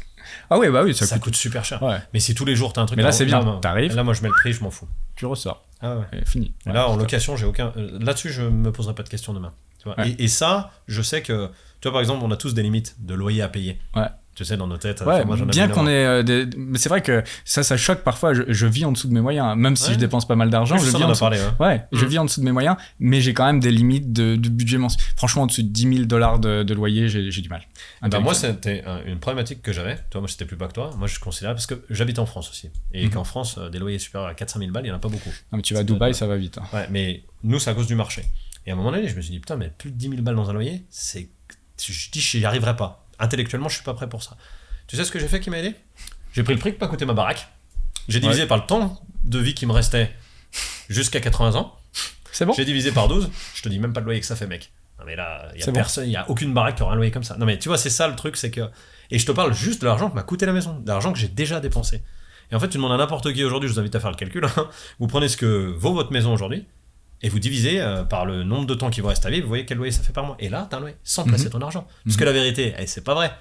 C'est que par exemple, si tu vends ton appartement 500 000 balles, tu dis je passe en location, que tu le places, tu dépenses pas tes 500 000 tout de suite. Tes 500 000 ils sont placés pendant les 40, 60, 70, 80 ans pour les plus jeunes. Mais c'est ça. Moi, le prix de mon appartement à Panama, le fait d'investir dans des comptes à terme, ça paye le loyer de l'appartement en fait. Et du coup, je Donc, garde c'est mon gratuit. cash. Ouais. Et ça, c'est un truc. Mais après, il y a les- aussi l'appréciation. Ça aurait pu aller. Alors, mais le problème de l'appréciation, c'est que ça va dans les deux sens. Moi, l'appartement dans lequel je suis en résidence hôtelière à Panama, l'appartement a perdu 30% depuis que j'y suis en 6 ans, tu vois. Le coût, si je devais le revendre, donc il y avait aucune appréciation. Donc j'aurais perdu du capital et en plus j'aurais immobilisé du capital, liquidité. Enfin, t'as Plus les frais. Ouais, les gens, plus. regarde, on peut parler de la France comme impôt foncier, etc. Maintenance. Les frais de notaire, mon gars. 7% du bien, cash instantanément. Il n'y a pas un mec en France qui achète un bien qui paye pas 7%. Donc tu prends 7 points, je crois que c'est même un peu plus en ce moment. Et 7%, tu prends, tu ouvres une poubelle, tu jettes l'argent dedans, t'as foutu de l'argent à la poubelle. Ta taxe foncière, c'est de l'argent que payent que les propriétaires fonciers. Poubelle. C'est un droit de louer hein, d'être propriétaire en vrai. C'est vrai. Et en plus, avec Parce toutes que les lois. je dis un droit de louer dans C'est le vrai. je sais pas si tu l'as compris, mais c'est Oui, un j'ai droit de compris. payer un impôt de taxe foncière, ouais. Et c'est le seul pays, enfin, c'est le seul truc qu'un pays peut te taxer. Ouais. Tous les pays ont toujours des fiscalités hyper agressives sur l'immobilier parce que c'est le seul truc qu'ils peuvent taxer Il y a parce que c'est quelques territorial. pays au monde où il n'y a pas de taxe foncière, très rare. Sur la résidence principale en Géorgie, je crois que c'est au Caïman, là je suis en train de faire un exercice de tête, mais Et pas de taxe sur les plus-values non plus? Sur les ventes? il y a des stamp tax Tu vois, qui c'est sont obligé. élevés. Ouais, non, bah, bien sûr, il faut qu'ils te prennent à un endroit, bien sûr. Ça n'existe pas du... Enfin, tu peux organiser une vie avec 0,0%, mais par contre, ça demande de quand même organiser énorme, et de justement, ouais, pas passer par la case propriété, parce que là, d'un sens ou d'un autre, tu te prends un pourcentage à un endroit ou à un autre. Ok, question suivante. Relation homme-femme avec l'argent, comment ça se passe avec ta femme? Est-ce qu'elle sait ta fortune ou pas? Alors, c'est des choses dont on parle beaucoup, Ok. puisqu'on est en plein, réflexion, changement, et puis aussi lifestyle, et puis je veux l'intégrer aussi dans l'ensemble de mes choix. Donc, le montant précis, elle le connaît pas, je vais être très honnête. Ok. Par contre, bon, elle voit bien par rapport à un certain nombre de choses, à la villa qu'on a, ainsi de suite. Elle sait, elle sait le prix qu'on va la vendre et tout, donc elle a bien de notion. Mais je pense parce que, ça l'intéresse pas déjà, premièrement. Et elle, ce qui l'intéresse plus, et c'est tout à son honneur, et c'est aussi pour ça que je suis avec elle, hein, entre autres choses, c'est que elle, ce qui l'intéresse, c'est qu'on soit bien dans notre couple et qu'on soit heureux et qu'on vive bien. Voilà, elle met beaucoup d'intention au quotidien, que ça se passe bien entre nous, que les choses sont là. Moi, je suis quelqu'un de plutôt très dynamique. Tu vois, dans une journée, comme je te dis, le moindre temps mort, je vais me mettre sur un truc, apprendre, lire. Voilà, donc c'est bien. Et puis elle aime le voyager, on voyage beaucoup. Donc la relation à l'argent, ça se passe bien parce qu'on en parle beaucoup. Ok. Voilà, mais quand je dis on en parle beaucoup, c'est on en parle beaucoup. Ça veut dire, on en parlait l'autre soir, on a mangé ensemble tous les deux. Pour moi, je mettrais en numéro 1 dans notre couple. Bon, c'est du entendu, mais on communique beaucoup et c'est ce qui nous sauve. Je pense que si je lui parlais pas, tu vois, elle comprendrait déjà pas ce genre d'interview. Elle comprendrait pas pourquoi je suis là, pour qu'on passe du temps ensemble. Et ça, je pense que c'est hyper important de l'intégrer dedans. Et pareil, je l'intègre dans mes réflexions. Tu vois, elle est dans sa phase montante de business. Tu vois, elle est dans la musique, et donc elle est en plein décollage en ce moment. Je l'aide pas, elle fait tout toute seule, tu vois. Et les réflexions que j'ai, si tu veux, c'est pas les réflexions qu'elle a elle. Parce qu'elle est beaucoup plus jeune que moi aussi, tu vois. Mais pourtant, elle prend du temps à se mettre à ma place et de me dire, tiens, comment je peux t'aider, ainsi de suite et tout ça. Et ça, je trouve que c'est super intéressant. Donc, je pense que vraiment, l'argent n'a pas de... Si la question, c'est est-ce qu'elle serait avec moi si j'avais pas d'argent, j'aime bien la faire chier avec ça, en lui disant, je suis pas sûr que tu serais avec moi si j'avais mon argent, ça. Elle me répond que non. Il y a quelqu'un qui a la réponse. On n'en saura jamais rien. Ça, la réponse lui appartient. Ceci étant, non, je la taquine parce que c'est un peu notre jeu, mais non, là, vraiment, c'est le fait qu'on en parle beaucoup qui fait que je pense que ça se passe bien. Et du coup, tu lui mets à disposition ton argent, comment ça se passe concrètement? Aujourd'hui, dans ses projets, c'est son choix, hein, c'est elle l'a voulu, hein, parce que moi, elle sait que je suis toujours très carré dans mes affaires et tout ça. Elle a un projet aujourd'hui de musique, et elle m'a demandé, si tu veux, comment je voyais les choses. Ben, elle me demande, je suis là, elle, pour la conseiller. Par contre, financièrement, non. Ok. Mais c'est parce qu'elle l'a décidé. Voilà. Ok, donc tu lui donnes pas un salaire ou non, quoi que ce soit. Okay. Non, ça veut dire qu'au quotidien, on a notre train de vie, on est ensemble. Elle a aussi des revenus sur des activités qu'elle avait avant, qu'elle est en train d'arrêter. Ok. Voilà, et donc, non, c'est vraiment séparé. Mais évidemment, on va dire, la gestion du lifestyle, c'est moi qui paye, ce qui est normal. Mais en même temps, ça me paraît normal. Je suis peut-être un peu l'ancienne école, Mais pour moi, c'est le mec qui doit s'occuper de tout. Ça fera peut-être gueuler les féministes, j'en ai rien à branler. Tant pis pour vous. C'est dit. Non, mais tant pis pour Mais vous. je pense la même chose. Je pense la même chose. Je veux dire, à un moment donné, pour moi, c'est le mec qui doit assurer dans le couple. Si la nana, elle dit, voilà, on veut changer les rôles, bah change les rôles, mais changer les rôles surtout. Il n'y a pas de souci. Moi, je suis.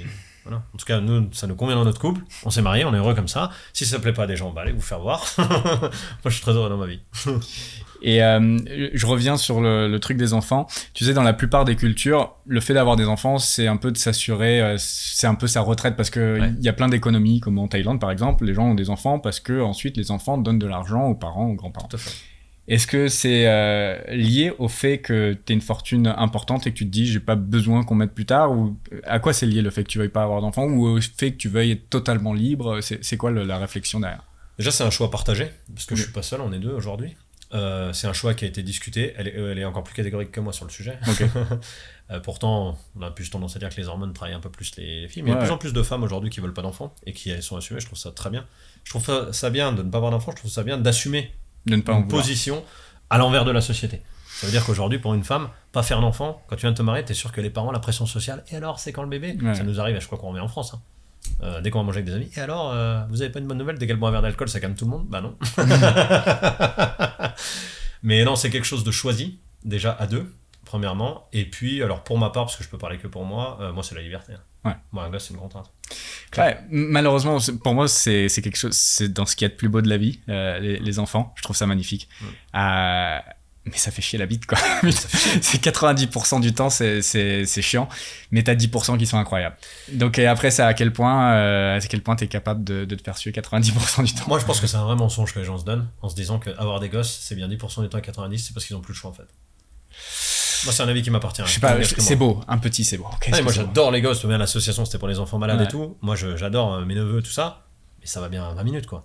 Tu vois. Ah, c'est dur. Par contre, quand je vois comme ils en chient, tous les parents que je connaisse. Non. Mais tous, et les honnêtes, il y en a pas un qui me dit qu'il a pas envie d'égorger son gosse. Hein.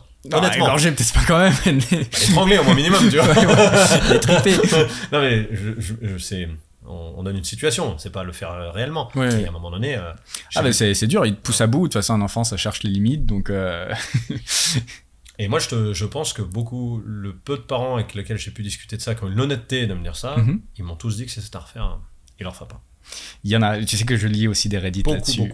Il y a des gens qui regrettent, mais ça, il faut aller dans les Reddit très profonds là. Et les gens qui mettront les commentaires sur la vidéo en disant c'est quoi ce con machin, c'est les gens qui sont pas honnêtes avec eux-mêmes et tout ça. Alors les gens diront oui, un enfant c'est beau. Ok, j'ai rien de souci avec ça. Moi je dis pas que c'est pas bien de faire des enfants. Je dis il faut avoir l'honnêteté de se dire. C'est comme moi je dirais jamais, même si je suis très heureux dans mon couple, que tous les jours c'est facile. C'est un mensonge. Un couple c'est aussi compliqué. On a des moments durs, on a des sujets de tension. Ça fait partie des trucs. Je déteste les gens. Ce que je trouve, c'est des gens qui sont pas ouverts, qui viennent te voir et disent les enfants, c'est magnifique, c'est plus belle chose. Mais ferme ta gueule. Mais arrête, dis qu'il y a des bons moments, mais dis aussi que c'est dur, qu'il y a des moments où tu as les enfoncés dans la baignoire. Parce que... je le dis. Tu vois, c'est ce côté honnêteté envers les gens qui me dérange plus. Je suis prêt à envisager tout sujet, et je suis ouvert à tout d'ailleurs. Je respecte tout le monde, mais du moment que les gens soient honnêtes avec eux-mêmes sur les sujets. Ouais, beaucoup de gens sont dans le déni, en fait, en France. Mais parce que parfois, beaucoup de gens n'ont plus le choix, en fait. C'est ça. Le choix. Ouais, le choix. Et c'est vrai qu'un enfant, tu peux pas retourner en arrière. Il y a tout, tu peux retourner en arrière. Un enfant, peut-être l'homme qui peut se barrer, mais une femme qui a un enfant, tu retournes pas en arrière. Et même l'homme qui se barre, en fait, finalement, il a toujours... Inconsciemment, dans ta tête, tu sais que ça existe. Je pense. Hein. Ouais. Donc ça fait partie des rares choses de la vie où tu peux pas revenir en arrière. Et en plus, là où c'est terrible, c'est que en fait, il y a une horloge biologique pour les femmes. Pour les hommes, nous, on est moins emmerdés. J'ai mon meilleur ami qui a eu deux enfants, 49 ans, un truc comme ça. Si on a des bonnes santé, t'as une bonne santé financière, ça va. Mais une femme, 33-35 ans, c'est finito pépito. Donc ça tique. Il faut qu'elle prenne une décision là où elle est jeune. Alors heureusement, les femmes sont plus matures plus tôt que les hommes. Mais quand même, c'est chiant. Tu vois, t'as cette contrainte de temps. Il faut que ça soit en début de vie, etc. Puis moi, je vais rajouter une autre chose là-dessus. C'est que j'ai vu beaucoup de gens aussi qui ont fait des enfants jeunes. Tu vois, toi, le Julien que t'étais à 20 ans, à 25, à 30 et aujourd'hui, t'es pas le même homme. C'est plus la même personne. Quand t'imagines, t'avais fait des gosses à 20 ans. Ton gosse, il aurait 15 ans aujourd'hui. Ouais. Les choix que t'as fait il y a 15 ans, mais on est toujours responsable de tous nos choix. Mais tu te rends compte? Comment tu peux dire j'ai fait un choix à 20 ans et 20 ans plus tard, je me dis ouais, ce choix il est assumé et accepté. Bah, les gens qui sont honnêtes, ils se disent Si j'avais su tout ce qui s'était passé, j'aurais peut-être fait différemment, voilà. Et tu vois, moi j'ai cette chance de pouvoir en parler ouvertement aux gens qui m'entourent, quoi. Et avec des enfants à 20 ans, j'aurais jamais pu accumuler cette fortune. C'est impossible. Enfin, j'ai pas envie de dire c'est impossible parce que j'ai vu des contre-exemples. J'ai vu des gens qui, au moment où ils ont eu des enfants, là ils se sont dit, il faut que je laisse quelque chose à mes enfants. Ils sont énervés en business, tu vois. C'est rare. C'est rare. À la maison. Ouais, ou peut-être ils voulaient trouver un exutoire pour aller ailleurs que de rester dans la maison avec les gamins qui défoncent tout. Mais dans la plupart du temps, je vois quand même les gens qui font du business avec des enfants qui souffrent énormément parce que c'est dur les enfants, c'est déjà les femmes pour moi, et là s'il y a des féministes, de toute façon on les a toutes perdues depuis tout à l'heure, depuis t'as remarqué. Mais pour moi déjà les femmes c'est des aspirateurs à énergie, mais je signe le contrat, voilà ça va, mais c'est un aspirateur à énergie, mais alors un gamin x2 quoi, donc c'est très difficile d'être concentré, et en fait je sais pas comment c'était dans tes affaires parce que toi t'étais dans le physique, mais j'imagine que ça doit être assez similaire. Il faut quand même se foutre dans des bulles pour faire du business, vraiment des bulles de silence, des bulles de concentration, de pas être coupé. Et j'irais même plus loin en disant que je pense qu'il y a des volets dans la vie et qu'il y a un volet où tu dois faire ton pognon et il y a un volet où tu dois c'est ce que t'as fait c'est ce que j'ai fait, tu m'as enlevé les mots de la bouche, mais c'était choisi. Ça veut Ouais. dire que moi tu demandes à mes parents déjà très jeunes, dès 20 ans, l'objectif de 1 million 30 ans, j'en parle à tout le monde parce que le fait d'en parler ça te crédibilise. Tu dis merde je l'ai dit, j'ai plus le choix. Ouais. Tu vois, ça je l'ai toujours fait d'ailleurs dans mon entourage. Deuxième phase, j'ai dit je me marierai jamais. C'est vrai, j'ai toujours dit ça. Et ma femme m'a fait changer d'avis. T'as Et merdé. c'est honnête. Non, mais moi, je prouve que ce que j'ai dit, je suis. Et j'espère que ça fera pas comme la résidence principale. Je te le souhaite pas. En tout cas, pour le moment, tout se passe très bien. Et surtout, j'ai dit, je ne construirai jamais avec une relation avec une personne avant 35 ans. Tu vois ? Et bon, c'est 36, voilà, je me trompe d'une année. Mais si tu veux, tout a été calibré dans ma vie de cette façon-là, c'est parce que je savais et je vois comment mon couple me prend du temps pour que ça se passe bien, pour qu'on. Il faut être présent. Je veux dire, tu peux pas. Je vais pas parler pour les autres. Je peux pas être en couple et ne jamais être là avec ma femme. C'est quoi l'intérêt ? Si ta femme, tu la vois une fois par mois, un soir ou une semaine sur deux. Je sais qu'il y a des couples qui fonctionnent comme ça. Mais je veux dire, nous, on a fait le choix de se dire, on a envie d'être présents ensemble, comme il y a des gens qui voient jamais leurs enfants côté des élèves. Pourquoi faire des gosses ? C'est une question que je pose, auquel j'ai pas la réponse. C'est vrai. Les gens répondront. Et non, ça consomme de l'énergie de fou, un couple. Mais pareil, comme le reste, ça apporte des choses très belles, comme des choses moins. Mais ça demande du temps. Donc toi, le ratio sur le couple, ça va, ça te convient. Ah ouais, nous, super. Mais parce qu'on communique. Et on parle de tout. Mais vraiment, tu vois, ça veut dire que des envies, de l'argent, du voyage. Puis tu sais, le voyage comme du tour du monde, on va pas le faire en une seule fois. Peut-être qu'à un moment, on en aura marre de voyager. Puis on va dire, on s'arrête 2 ans. Ouais. On va se poser 1 an sur une île ou un truc. Ou tiens, ça fait longtemps que je suis pas avec Julien, je prends un vol, je vais à Panama, je vais passer une semaine, j'ai envie d'être qu'avec lui. Tu vois. Et je lui explique pourquoi je le fais. Moi, je trouve que c'est ça le. Bon. T'avais dit pas d'RP, pas de mariage. T'as dit pas d'enfant. Prochain podcast. Il a un gosse. 1 sur 3.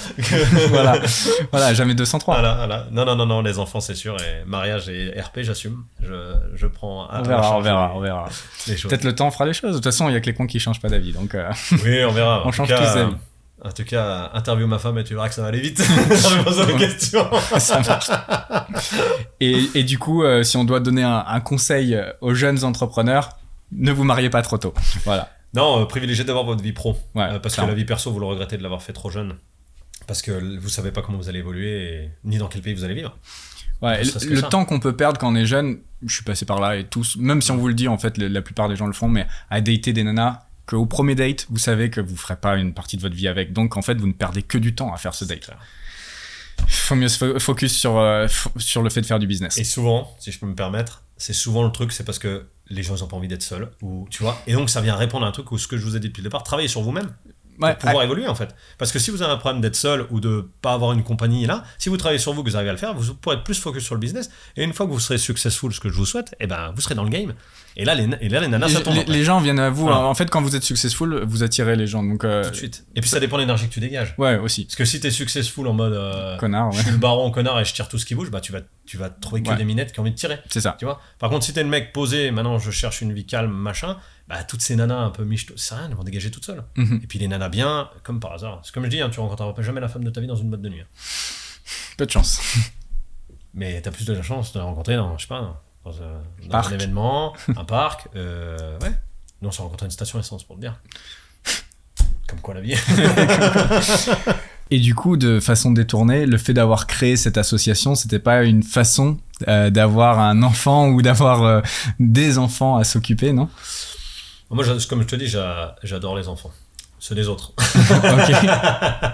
Non, peut-être qu'inconsciemment c'était ça. Je t'avoue, j'étais plus touché par la maladie et le handicap. Je me battais beaucoup contre l'injustice avant. C'était un truc qui était très important pour moi. Plus ça que. Et je trouvais que des enfants qui sont handicapés ou qui tombent malades, ouais, ça c'est un truc qui même encore aujourd'hui, j'ai du mal à me dire que c'est normal, tu vois, dans le monde dans lequel on vit, même si je peux pas y faire grand chose. Alors à mon échelle, j'ai pu faire quelque chose, mais. Mais t'es pas le premier qui me dit ça, donc peut-être qu'il y a une chose Inconsciente peut-être, ouais, mais que j'ai pas perçu en tout cas consciemment. Et tu me l'avais expliqué que les premières fois où justement tu as été confronté à le handicap, c'était, les premiers enfants que tu as accompagnés, c'était quelque chose de dur pour toi. Ah ouais, très dur. Ouais. Et moi, c'était nouveau. C'est parce qu'en fait, finalement, ce que je fais vivre comme expérience aux gens qui participent à cette association, c'est une chose que moi-même j'ai vécue. Et c'est ça qui a été un révélateur pour moi, c'est de me dire, putain, on est là, on a la tête dans le guidon, on bosse comme des tarés. Puis en fait, à côté de nous, il y a ces gosses qui ont rien demandé à personne, qui tombent malades, qui ont chopé. Moi, j'avais un gamin qui a chopé un cancer, il lui avait enlevé une énorme tumeur dans le cou, il avait un trou de la taille d'une balle de tennis dans le cou. Le gamin, il avait 7 ans, mec. Le premier gamin que j'ai eu avec moi dans la voiture, une semaine avec ce gosse dans la bagnole. Je vais te dire, il y a des moments, on savait pas quoi se dire lui et moi. Et après, t'es obligé de lui parler parce que ça reste un enfant. Ouais. Puis toi, t'es l'adulte. Et ouais, ça reste des moments qui sont importants. Et là, si tu veux, voilà, je souhaite à personne évidemment que leurs enfants soient malades, et malheureusement, ça arrive. Et puis nous, on a récupéré les familles, mec. Puis j'ai vu la conséquence dans les familles, parce qu'il y a beaucoup de jeunes avec qui je suis en lien avec leur famille encore, que je vois. Ça a déchiré des familles entières. Bien sûr. Dès que le gamin tombe malade, mec, la famille explose, quoi. Et après, la bonne excuse, c'est le gosse qui culpabilise. Déjà, c'est pas lui qui a demandé sa maladie. Ouais. Le gosse qui culpabilise de sa maladie, et il se sent responsable. Qu'est-ce que tu veux dire, un gosse de 5, 6 ans, 7 ans, tes parents sont séparés, pourquoi ? Parce que je tombais malade. C'est pas de ta faute, en fait, si t'es malade. Si, c'est de ma faute si mes parents sont séparés. Vas-y, rame, du coup, déjà, il est malade, et en plus, il a un handicap, et en plus, toute sa vie, il aura aussi ce poids-là. On parlait qu'on a eu en 10 ans, on a eu peut-être entre 8 et 10 gosses chaque année. Aujourd'hui, les gosses qui sont plus là, quoi. Parce que les maladies, elles étaient incurables, quoi. Donc, si tu veux, ça fait... Franchement, mec, une semaine de route du bonheur avec ces gosses, déjà, je sortais, je vais pas te mentir, pendant un mois, je pleurais quand à la maison. Tous les soirs, je rentrais chez moi et je m'effondrais. Et putain, ça te fait reposer les pieds sur terre. Moi, ça m'a vraiment fait prendre du recul. Surtout dans le business, j'étais plus zen. J'étais un mec assez énergique, assez stressé avant. Ouais, ça, c'était un remède pour moi. J'ai jamais pris d'antidépresseur de ma vie, je te jure. Hein. Tu te fais une semaine avec ces gosses, ça te remet les pieds sur terre, ça te calme direct. Hein. Je veux dire, quand les clients t'appellent, te prennent la tête. Ouais, tu sais qu'il y a bien pire, ouais. Mais en fait, c'est ça, il y a toujours pire. Ouais. C'est juste, est-ce qu'on a envie de le voir ou pas ? Ouais, bien sûr. Tu vois, même moi, aujourd'hui, je peux me prendre la tête pour des conneries. Il y a des fois, je me dis, qu'est-ce que t'es con ? Tu vois, mais c'est à quel moment on arrive dans un instant T, tu sais, je sais pas comment toi tu fonctionnes, mais à mettre mais ça fait du bien avoir les pieds sur terre. Alors ça va pas être aussi beau ce que je faisais que ce que tu fais, mais pendant de longues années, et ça je l'ai jamais raconté, donc quand j'ai fait mes études, je faisais mes études en alternance, mon BTS, et donc je passais, je crois que c'était 2 jours à l'école et 3-4 jours en entreprise, si tu veux, dans une boutique de prêt-à-porter. Et après, même en étant millionnaire, j'allais toujours faire une journée de solde, les aider. Tu vois, j'allais travailler, faire vendeur, tu vois. ça peut paraître très bizarre, mais en fait, ça te rappelle où t'étais, qu'est-ce que t'aimes pas de passer la journée. Alors, bien sûr, là, je suis en train de donner cette anecdote. C'est sûr, à côté d'avoir accompagné des enfants, c'est pas la même chose, mais je pense que c'est dans la même continuité de se rappeler voilà, il y a d'autres vies, il y a des vies différentes, et putain, quand je suis vendeur une journée dans une boutique de prêt, alors je fais plus maintenant, déjà parce que j'habite loin et que je passe vraiment plus en France. Là, ça fait 5 ans. Mais si je passe par exemple en France, je peux me chauffer à aller faire une journée vendeur. Je pense que c'est important. Et c'est important, ouais. Très important. Hein. Donc, tu sais, je connais une personne avec qui je travaillais dans l'immobilier, une dame que j'apprécie énormément, et elle, pareil, niveau de patrimoine équivalent à moi aujourd'hui, et elle, depuis qu'elle a 20 ans, elle a toujours fait les soupes populaires, elle s'en occupait pour aller donner à manger. Et encore aujourd'hui, l'autre coup là, avant de repartir en Thaïlande, je m'étais arrêté en France, on a mangé ensemble, et elle m'a dit, écoute, je peux pas rester trop longtemps avec toi parce que je pars avec le camion de la soupe. Je fais, qu'est-ce que tu veux, la soupe ? Elle m'a dit, je continue, mais je croyais que t'avais arrêté, tu vois, et j'ai remarqué ça chez les gens qui aussi se développent, toujours dans ce truc de mindset de se développer avec son patrimoine, c'est aussi donner aux autres. Et donner aux autres, c'est pas filer de l'argent pour se donner bonne conscience. Tu vas dire, tiens, j'ai payé ça, c'est bon. J'ai fait ils ont dit sur internet qu'il fallait faire ça, je l'ai fait. Non, c'est vraiment t'investir dans quelque chose qui te tient à cœur. Et c'est pour ça que je te dis qu'il n'y a pas de petite générosité.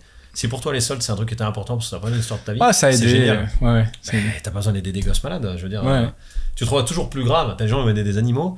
Pour des gens, ça va avoir un truc énorme, d'autres pas. Peu importe, tant que tu donnes, en fait. Il faut que je travaille plus. Ça, c'est aussi ce qui m'a inspiré de notre rencontre. Tu vois, Ouais. il faut que j'y travaille plus à donner d'une certaine manière. Et tu verras que plus tu donnes, et je parle pas d'argent, hein. Ouais. Là, c'est de temps. Non, donner de temps. Ouais, je Plus suis tu conscient. donnes, plus tu reçois. Parce que j'ai eu trop tendance, et il y a des gens qui vont regarder et qui sauront de qui je parle, à donner de l'argent pour régler des problèmes, mais pas donner mon temps. Et peut-être que ça a manqué à certaines personnes. Ouais. Donc, c'est un truc qu'il faut que je fasse Tu plus. sais, c'est des histoires qu'on entend souvent avec les parents. Mhm. Tu sais, qui donnent de l'argent à leurs enfants, mais qui sont pas présents. Ouais. À la fin, les enfants leur en veulent à mort. Mhm. Pourtant, les parents disent, je comprends pas, t'as manqué de rien. Ouais. Mais ils disent, Si, je on a voulais pas manqué de de ton toi. argent, je voulais juste que tu sois là. Ouais, j'en suis conscient. Ouais. Donc, toi, toutes ces conversations, c'est pas pour rien et c'est bien, ça fait Il travailler. n'y a pas de hasard dans la vie, pas de Ouais. rencontre qui arrive jamais au hasard. Jamais. Pour conclure un peu cette interview qui était super, j'ai vraiment passé un bon moment. Quels sont un peu tes objectifs futurs de quoi va être fait demain pour toi là Donc ton voyage, ton grand voyage. Ouais, le grand voyage, profiter de ma femme, mes amis, voilà, rencontrer de nouvelles personnes. Non, simple, quoi. Continuer à. Je sais, ça va peut-être pas rêver les gens qui lui diraient que tu veux arracher le business du monde entier. Non, franchement, je m'en fous. Profiter de la vie, me marier, tu vois, à la banane, puis vivre avec le même niveau de santé que j'ai aujourd'hui jusqu'à le plus tard, quoi. Donc, voilà. On peut te retrouver où si t'es anonyme en fait? Ouais, je suis mais, anonyme, moi, voilà, il n'y a rien de particulier. Si on a notre petit Instagram de Tour du Monde, on mettra ton Instagram, mais Ouais, sinon voilà. tu souhaites rester anonyme. Oui, puis j'ai pas de. Enfin, comme tu dis, En fait, j'ai t'as rien à vendre et encore une fois, je te remercie énormément parce que, enfin, ouais, t'as rien à gagner à avoir fait cette interview et je pense qu'il y a eu beaucoup de valeur qui a été délivrée, beaucoup de philosophie autour de l'argent. Il y a plein de gens, soit qui commencent dans leur quête de cumuler de l'argent et qui ne savent pas à quoi ils vont être confrontés dans le futur. Puis il y a aussi ceux qui commencent à en avoir ou qui en ont carrément et qui sont dans les mêmes problématiques. Donc c'est sympa d'échanger à ce sujet. Donc je pense que ça fait une interview assez intéressante, assez différente de ce qui se fait sur YouTube francophone. Allez, c'est moi qui vais conclure pour l'embêter. C'est là où il se trompe. Parce que tu vois, passer un moment comme ça, j'ai beaucoup de choses. Déjà, je fais de belles rencontres. Ouais. Donc, tu vois, j'ai fait de belles rencontres. T'as Je ça, partage bien. un très bon moment, tu vois. Et puis, comme tu dis, ça fait partie des choses de la vie. On apprend toujours avec les autres. Moi, j'ai beaucoup appris à tes côtés, à écouter, à échanger, tu vois. C'est la première fois que je suis dans un lieu de C'est ta tournage première comme expérience filmée comme ouais, ça. enfin, j'avais déjà fait des expériences un peu dans d'autres trucs, mais indépendantes comme ça, dans une chambre Podcast, d'hôtel, juste. avec tout le public derrière, là, qui Ouais, est en mode silence. tous les fans. voilà. C'est à quel moment qu'ils applaudissent et qu'ils crient, là, Bah, comment ça marche après. C'est après. Il va être obligé de faire un montage avec des faux bruits, tu vois. C'est ça, c'est ça. Non, mais merci à toi en tout cas, merci, parce que c'était vraiment un très agréable moment. Puis quand tu veux, si je peux aider à ta chaîne, ce sera un grand plaisir. Super. Bah du coup, on se donne rendez-vous dans quelques années pour le premier enfant. et je mettrai le lien de ton Insta où tu publies tous tes voyages, qui est super beau son Insta en plus. Donc allez lui donner un peu de force sur Insta. Et puis pour ceux qui ont aimé la vidéo, bah n'oubliez pas les énormes pouces vers le haut, les commentaires et également de vous abonner à la chaîne en activant la petite cloche. Pour ceux qui veulent rejoindre mes programmes, eh bien on mettra les liens vers mes formations juste en dessous. Et puis voilà, c'est tout. On se Super retrouve. ces formations d'ailleurs, j'en ai suivi une très bonne. C'est Super. important de le dire. Merci beaucoup, bah c'est gentil. Ciao, ciao. Ciao, bye bye. Bye.